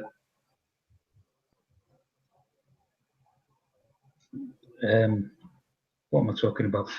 When we're talking about core activations, we're talking about brigades involved, aren't we? Yeah. Well, technically, it should be divisions, not brigades, but they call it brigades in Blucher. So, I mean, yeah, I could do that, no problem. Because a corps could consist of 3 infantry bases or 4 infantry bases, an artillery base, and a cavalry base. Yeah. And you could certainly have 2 full corps on the table for both sides. Well, technically, with the rules as they're written and described, those units are brigades, 3,000 men. He does talk about how you can represent larger formations. I think of 6,000, 5,000, 6,000, or smaller, like an infantry unit of 1,500, which would be like what, double battalions, regiments. But the focus is the brigade, and then it skips the division, and he describes why in the rule book. Yeah. And then he goes right to corps. This always was weird to me because divisional structure is something unique to this period. Napoleonics, it's like a big part of it. But the way he describes it, he says it's unnecessary. If you want to represent divisions in Blucher, if you really want or have a need to represent the structure, you can do so. Simply keep your brigades together in historical divisions and move them like that if you want, but it has no effect on the gameplay or the rules outside of that. And that's acceptable to me. I don't really need that. I could skip the literal divisional level. The way the rules play, you can get away with it.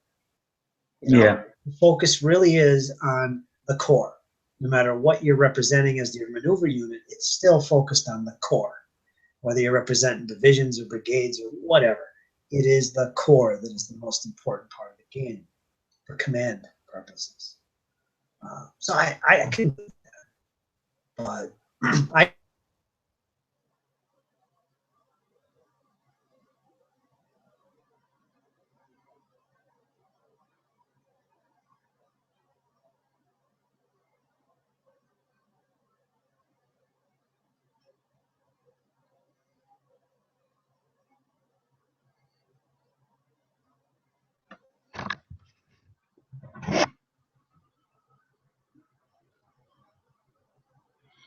Now, has Curtis lost his connection, or have I lost mine?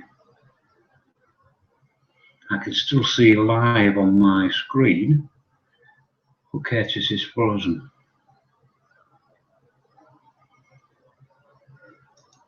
Let's have a look. No.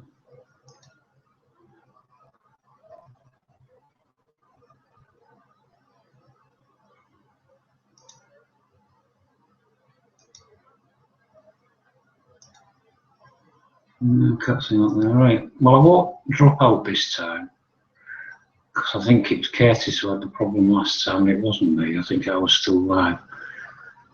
So I'll assume that I'm still live. Yeah, Curtis is gone, so no doubt come back in a moment. So yeah, as he was saying about skipping the divisional level in Blucher, I can see where it's coming from. I don't like it, I must admit. I'd sooner have divisions represented, but rather, I mean, he could have called it division activations rather than core activations, but then I suppose you want it to be, you know, if you want to fight, you know, Waterloo or Borodino, then you're looking at core rather than just divisions, because a number of divisions would make a core. I suppose you could call the units divisions instead of brigades. It's all a matter of taste, really, but it seems strange to me jumping from brigades to corps and having a corps with, I don't know, say 4 brigades. Well, you know, 4 brigades would be a division. But it does give a reason for it. I did read it, and I don't think I agreed with it when I read it. So, but he's the guy who wrote the rules, so you know, he knows best. But it does seem strange to miss out a whole command structure. You know, division. The division was a big thing. It would have had its own artillery, divisional artillery, it would have had its own divisional supply in a HQ. And then a court of divisions would have formed the corps. But for the game of Blucher, it doesn't really matter. It works. I did a recent battle online. I did an ACW demo using Blucher with modified rules for ACW. And I actually did use divisions. And so each brigade consisted of 3 infantry regiments. So I'd got down to regimental size. I had 3 infantry regiments and artillery as a basic division. So there was 3 brigades and a battery would form a division. And then the 3 divisions that the Union had under McDowell were actually a corps. So although I was doing corps activations, I was actually doing divisional activations because that's what I was using. But he's back. But it does work, and it's just missing out a whole command structure, which I find odd, but it does work. You can call them what you want, really, and I suppose not everybody knows the structure of the armed forces. But at that time, divisions were, they were quite important because they had their own structure. They had their own artillery, divisional artillery, and they had their own divisional HQ, medical supply, everything. And then they would all feed into a corps. And then the number of corps would make up an army. But Blucher knocks that out. But it does that so that you can fight big battles and just use you could think of the units as divisions instead of brigades if you want. It doesn't hurt. But in Blucher he calls them brigades and then he calls them corps. I find it hard. That's why I sometimes get confused when I'm talking, because I'm thinking I've missed out a command level here. And somebody who's military finds that quite strange. Well, it's just one of the idiosyncrasies of the game. It doesn't spoil it. It's just for somebody who knows the command structure of an army, especially when you're looking at things like American Civil War, where the division, somebody's division, it went by the commander's name, and it was quite important, And then that division was part of Longstreet's brigade, Longstreet's corps or whatever. So if you look at Gettysburg, you had Heth's division coming down the road to meet the Union cavalry who were dismounted on McPherson's Ridge. So it just seems strange to me. It's quite alien, missing out a full command structure, especially with it being ACW. That's why in the battle I fought, I had regiments and brigades, and the three brigades formed part of McDowell's corps. So there was actually only one corps on the table. But I just called divisions. I was doing division activations rather than corps activations because it seemed right to me, and it was my table and my soldiers, so I can do what I want. So there. Exactly. I'm not going to say anything. That's what it comes down to. But yeah, it's the same thing. It just seems odd not having a division, especially in the American Civil War. Mm. But it's just one of them little things in the rules. It's no great shakes. It certainly doesn't spoil from an excellent rule set. Yeah, I like it a lot. I think it's the best for what it does, which is large battles. I think it's, you can say that it's so streamlined and it plays so well, but it plays too well, too fast. But the truth is, there's enough subtle stuff going on that it isn't too fast. It's actually just right. There's a lot of depth to these rules that you catch on to as you play it more and more. Like the cavalry interaction between cavalry and infantry is very, it's subtle at first, like bouncing off. Like cavalry always retreats when they close assault infantry. There's a lot of subtlety in there as to why that's happening. And the way artillery works when they take hits and have to retreat or be broken. Well, actually, they're never broken. They have to actually withdraw from the battle if they take 2 hits. There's a lot of subtleties in there. And the limits on ammo for artillery. There's some subtle stuff in there, in-depth stuff. Taken as a whole, there's a lot going on here. You know, you have to really play a lot of games to learn to appreciate. And I think that's one of the things about Blue Shirt, is that it has all that. There's a lot to it, a lot more to it than what might be apparent at first. Yeah, that's my opinion. It's certainly great for big battles. I love the rule set. Absolutely love the rule set. And it can be adapted for so many other things. Including divisional level battles. Yep. You do a good job at the ACW stuff. It's great. So it shows you that it works. It can work for that. What's interesting to me is if you go back earlier in time, you don't have those divisions or corps, but you have wings. You have those equivalent to divisions, really. Those wings that might need some adjusting, I would think. You can still have brigades, but what's next? What's that higher level? The wing, right? And then I mean, if you go back far, I mean, for the English Civil War, they had battles, so you would have a centre battle, a right and left battle, and you'd probably have cavalry on your wings, cavalry on your flanks, and then you'd have a rearward battle, which was your reserve. So basically, there were brigades and divisions. It just was a different name. We didn't have them names then. Them names are more recent, but back then it was a battle or a wing, as you say. And earlier than that, I suppose it was just by whatever troops it was. The cavalry would be massed together, the archers would be, the heavy troops would be. All right, well, say you go back to Frederican warfare or Marlburian warfare, the middle 18th century, that era. You don't have corps, you don't have divisional structures, but what you have is what's called a wing. When they formed up to fight, there was wings. There was the right, the center, and the left, basically. And there is no corps structure. That's the thing. But here's the thing. A wing, if you could define it, would be kind of a lot like a corps because it had a mix of troop types in it, all under one guy's command. That is a lot of stuff to command.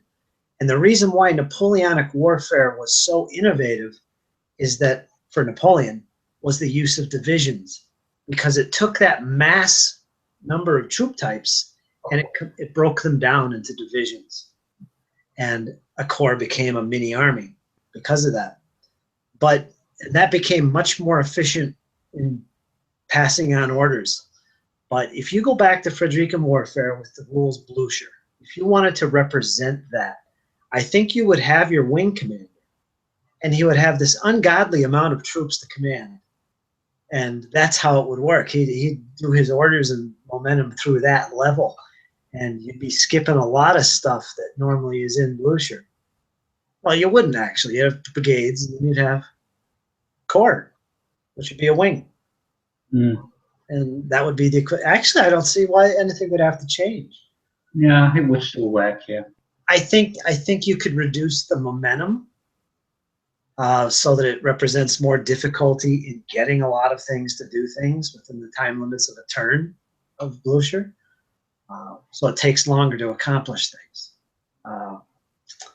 Like maybe it would take if you were to do a wing activation, instead of a corps, I could activate a wing, and it would cost me 2 momentum points to activate just 1 unit as a wing activation. Instead of normally it would be 1 point, but with this period it'd be 2 points. So it'd take twice as long to move twice as many or half as many units in a game. I don't know if that would be correct or not, but it seems like it might be more historically accurate for that period, maybe. I don't know. Thoughts? I don't know how versed you are on that period, but that to me seems like the direction it would go. Maybe Neil could chime in on this, or watches this later. I don't know. It's an interesting way to look at it. I was also thinking about when I was playing that ACW game where I had 3 divisions against 1. That the one what only had 1 division, should they really have had 18 cards? I should really, you know, because there was a lot.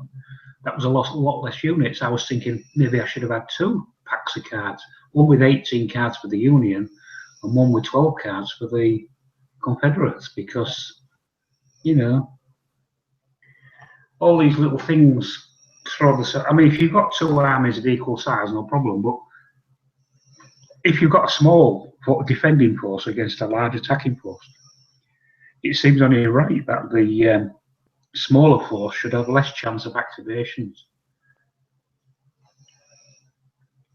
Well, I would disagree. I would say the opposite is true.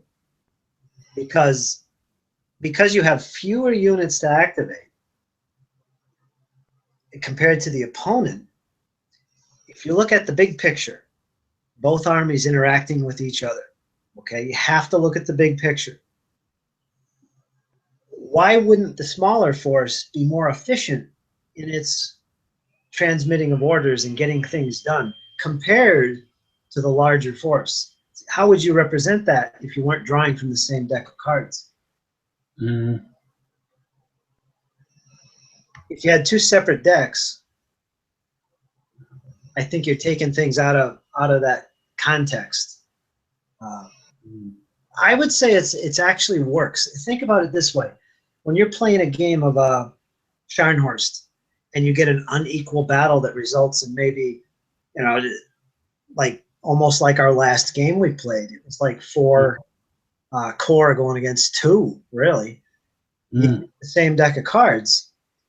The result of that is the smaller force would be able to get more done because there's less units to issue commands to. But that's only relevant when you take into account that the enemy is so big and takes them longer to do. They can't do as much because you do more in the amount of time that they do an equal amount. That's reflected by drawing from the same deck. Yeah, I think it's good the way it works. You have to look at it in context of the situation, both sides. That's my opinion. Yeah, you're probably right. Yeah, because a smaller army, it would be easy to pass commands. It would be more efficient, less ground to cover. Yeah, but only if you compare it with the other army. You know, if both armies were tiny, then they'd be equal, and they both only draw from smaller decks, basically a 12-card deck. That makes sense. As long as they're both relatively the same, that's what would happen. But when you got the imbalance of different sized armies going at it, you have to use the bigger deck if you're going to represent the advantage of a smaller command getting orders through compared to the bigger army. I don't know. I'm lost. Yeah, it's my. Yeah, because it did look good on the table doing it the way I did it with brigades and regiments, because you actually had the lines, the blue lines, you know, formed in battle lines advancing, and as one line was broken and retreated, the next fresh units moved forward, which I thought looked really good, and it worked really well. And eventually it did its job. It just wore the Confederates down. I don't remember. Was each base a regiment, or was each base a regiment? Right? Yeah, that's why I used the counter, so I didn't get confused. Wow. So I knew whose regiment was in which brigade. Yeah. So that when I did a brigade move, if they'd become split up, which to be fair they didn't really, but I knew which brigade belonged to which commander. Yep. You know, which infantry regiment belonged to which brigade. So it worked really well, and you had these blue lines advancing and just wearing the rebels down until eventually they broke, because it had to happen.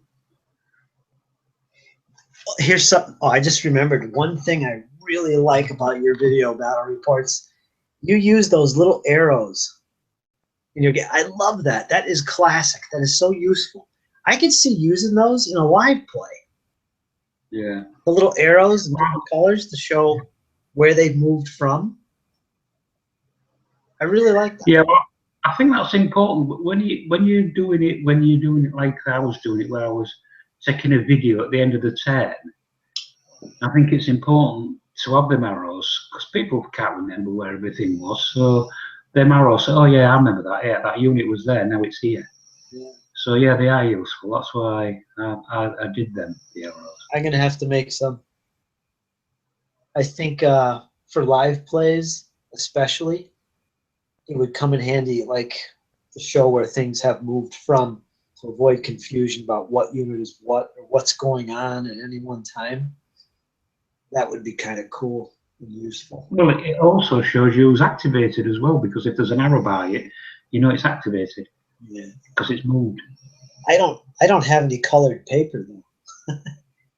I just got some red card from the local store, you know, and it was, I think there was a pack. I think there was red, blue, green, and yellow, and I just used the red and blue and just cut up some arrows and did it that way. And I also made the unit, you know, the brigade commander's name and which division he was from, and etc. and did it that way.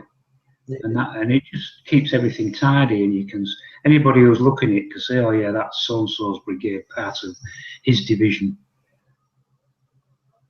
Yeah, everything you did in that video was good. I was able to follow along a lot better. Those little colored buttons that you were using, chips, they helped out a lot. Here's a question: what did you use? What did you do with those? Were they brigade commanders? Did you have brigadiers in the battlefield? Yeah, you did. I have brigadiers and divisional. I also have divisional commander.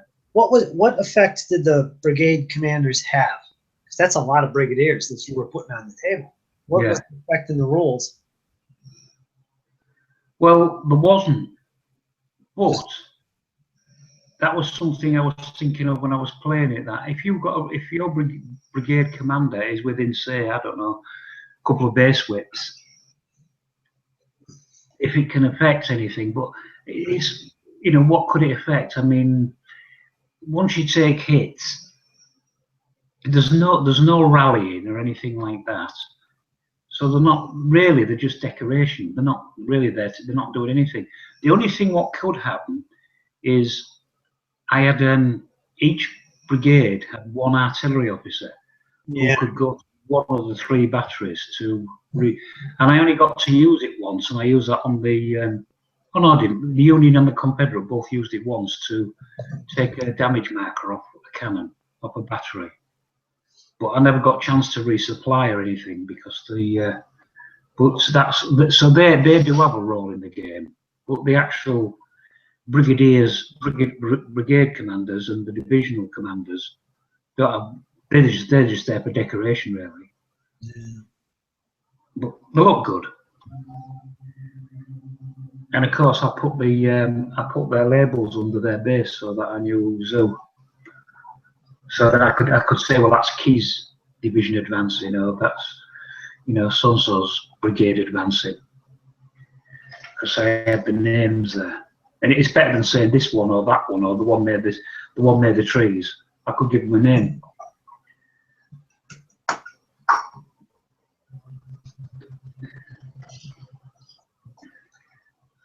Well, it was good stuff. It was good to watch. Can't wait for the next one. And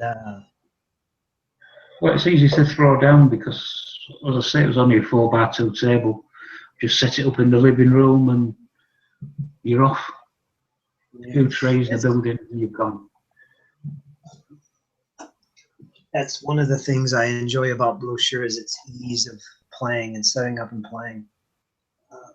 It's one of the reasons I play it quite a bit, actually, even though it's not my go-to, as I like to call it.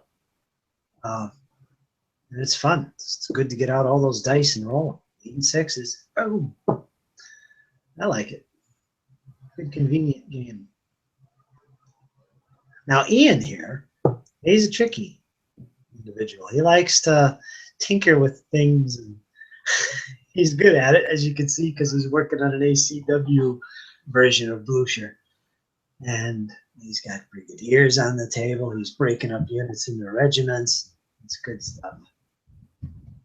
It shows you what you can do.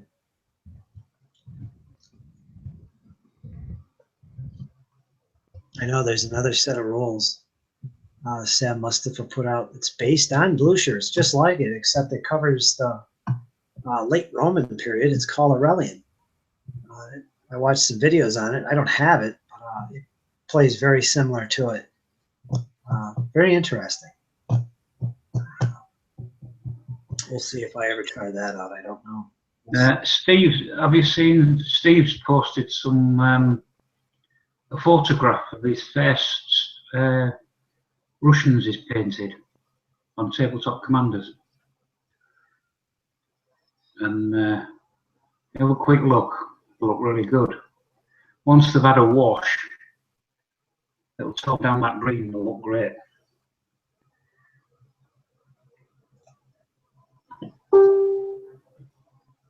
Steve was our commander in our last live play.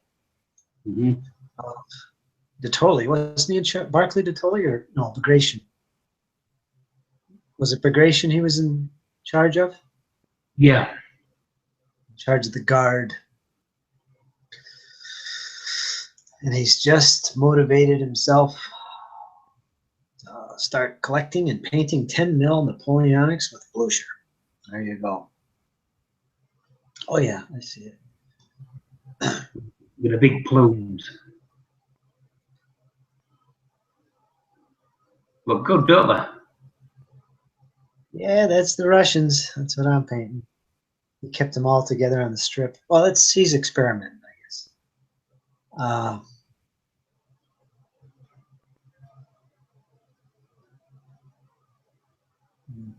It's a good job. He's got the stuff going on with the Shako chords. Yeah.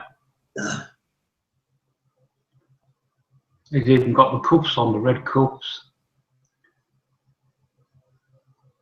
Yeah, the green. And that green, once he's washed it, that green will dark right down.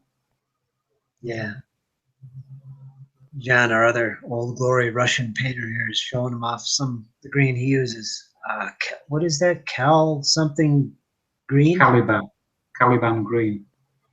Yeah, that's about what I use. It's not that paint, but that's very similar to the color I use. Mm. Yeah, they look great. Oh, those aren't the plumes. Those are the bayonets. Oh, are they? Those big things sticking up. Yeah, those are the they're big, aren't they? Yeah, those guys got the little not the plume, but the, what do they call that? The bob. Yeah. Not the bob. What are they called? Those little tiny bobs. Pom-poms, yeah. Pom-pom. There it is. Yeah. Yeah.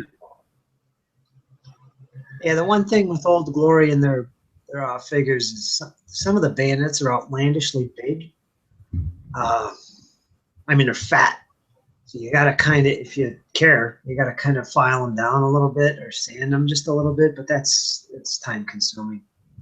Quicker way is take a little knife, shave it a little bit, and hope it don't break. I don't know. That's the only thing with Old Glory. The bayonets can look kind of big. But that's a great job. That's a good start. Good work. Yeah. Certainly see the Russians, there's no problem there. Yeah. I think the French are probably going to be easier to paint. Yeah. Well, with that light green, they'll certainly pop on the table. With them being so small, you'll be able to see the green really well. So I don't think he's going to wash them. Yeah.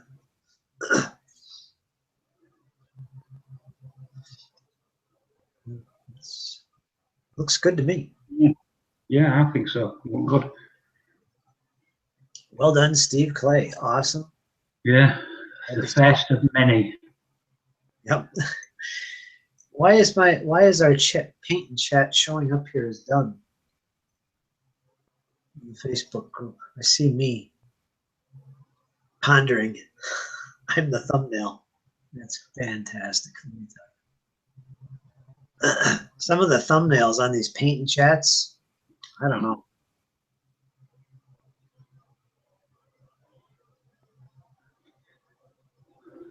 You know what I mean? You know what I mean, Ian? Well, my YouTube is just still showing yesterday's vids. It's not updated for some odd reason. Really? Is it your settings? I don't know. I've not changed anything. If you know, when I get a link from somebody, an email to say that, you know, Fred Blogs has posted a video, then and I click on it, it goes to YouTube and plays it fine. But for some reason, it's just not updated. Do you see Dredlin's latest video? He posted it 2 hours ago. No, nothing. I've got nothing since yesterday.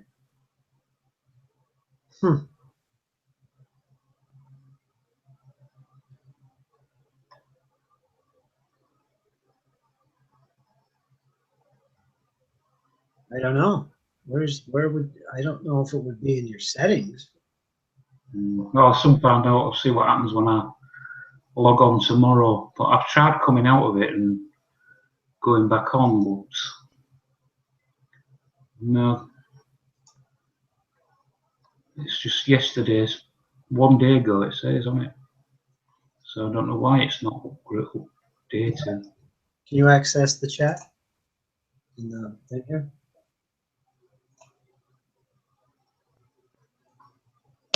I can only access the chat if I go to the, if I click on the link on the email you sent me, yeah. But otherwise I can't. I sent you a link to Dredlin's latest video. What happens if you click that? It'll play. It's just not showing up in your subscription. No.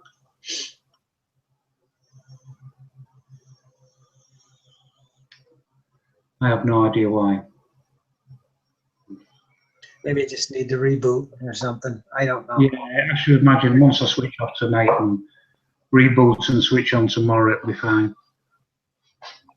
But I hadn't noticed earlier on. Because I've culled a lot of the channels I used to follow, because I used to follow hundreds and hundreds. I just never got a chance to see all the videos. So I had a mass cull about 3 months ago. And I reduced it from, I don't know, I think there was over 1,000. I reduced it to about 100 and something. So I don't get too many, you know, too many new subscriptions, but it certainly should be more than from yesterday.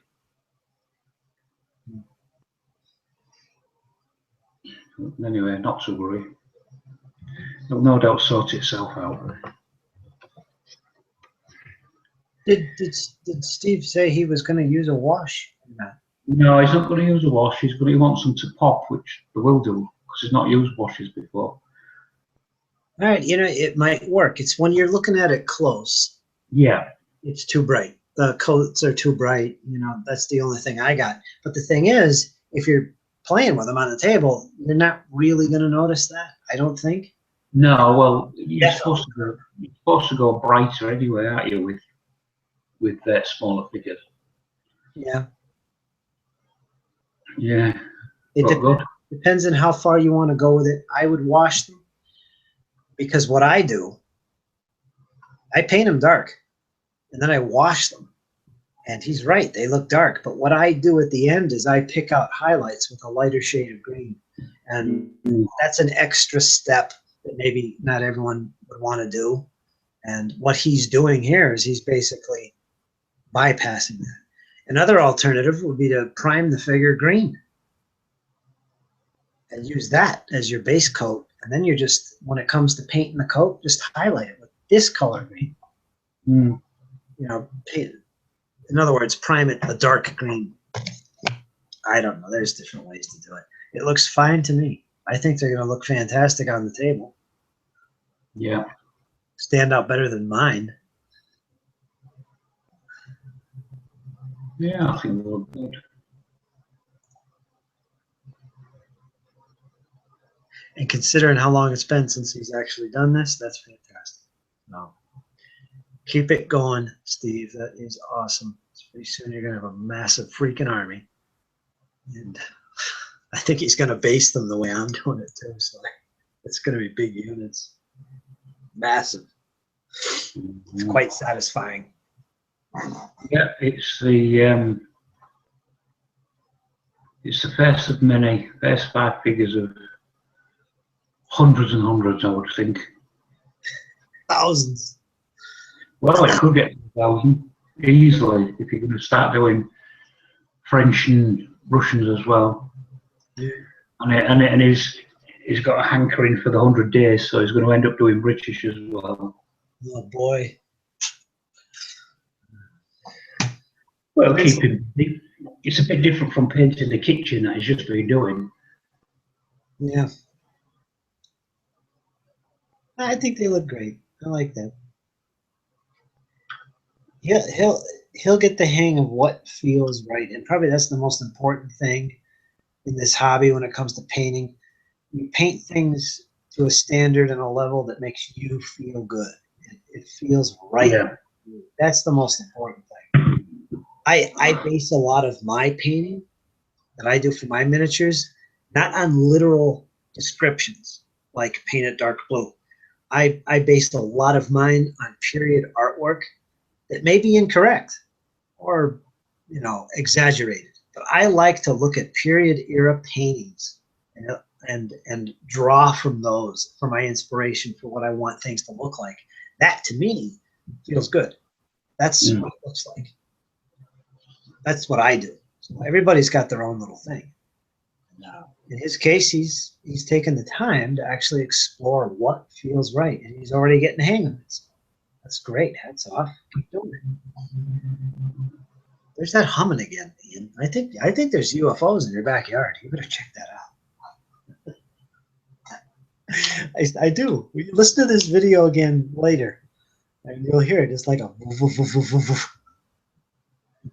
Well, I can't hear a thing. I don't know. The only thing what's making a noise is my dog snoring. That I also hear. Yeah. Can you hear him? Yeah, snoring away. Every once in a while I hear him. Yeah. Says, get the hell to bed. He's absolutely zonked, he is. Huh? He's absolutely hard on fast asleep. He's absolutely zonked out solid. Right.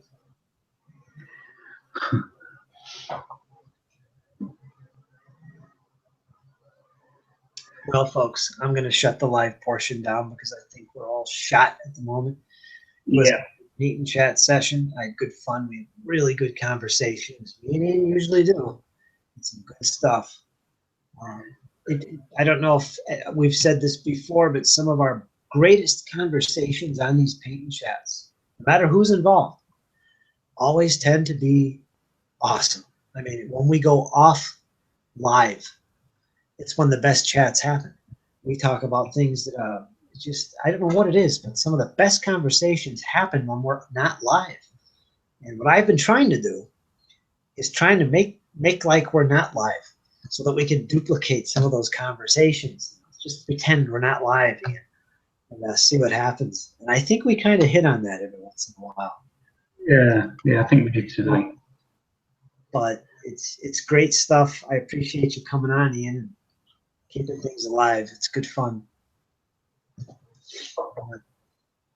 Yeah, enjoyed it. We'll probably do this again tomorrow or sometime in the middle of the week. We're getting back into it again after a week off. Neil will be back. You won't have to listen to me chatter on and on endlessly about crazy things. And Ian will be back doing the show too. He'll be doing his thing. Yeah, I'll have to sort out with Neil. I'll have a word with him if he's back on Wednesday, and maybe I'll start doing Fridays if he wants to do Wednesdays. If it's the most convenient, if Wednesday is the most convenient for you, Neil, go for it. Whatever you want to do. If you want to continue doing it, I'm sure you do. You could easily slip into a Thursday or a Friday or whenever it's convenient. Yeah, no problem. So we'll get back to the regular schedule this week, actually, probably, folks. So stay tuned for that. I hope you enjoy. It's good fun, and we get a lot done, and you're welcome to join in anytime you want. Links are usually posted. I don't always make these live in public, but I do occasionally, so people can watch and see what the hell we're doing. That's basically what it's about. But yeah, it's good fun, and we will disconnect now from the live session because me and Ian are going to have another 3 hours of really good conversation. Yeah, we'll be talking about everybody. We don't want them to. Nothing like that, folks. Nothing like that. We'll see you soon. Take care. Take care.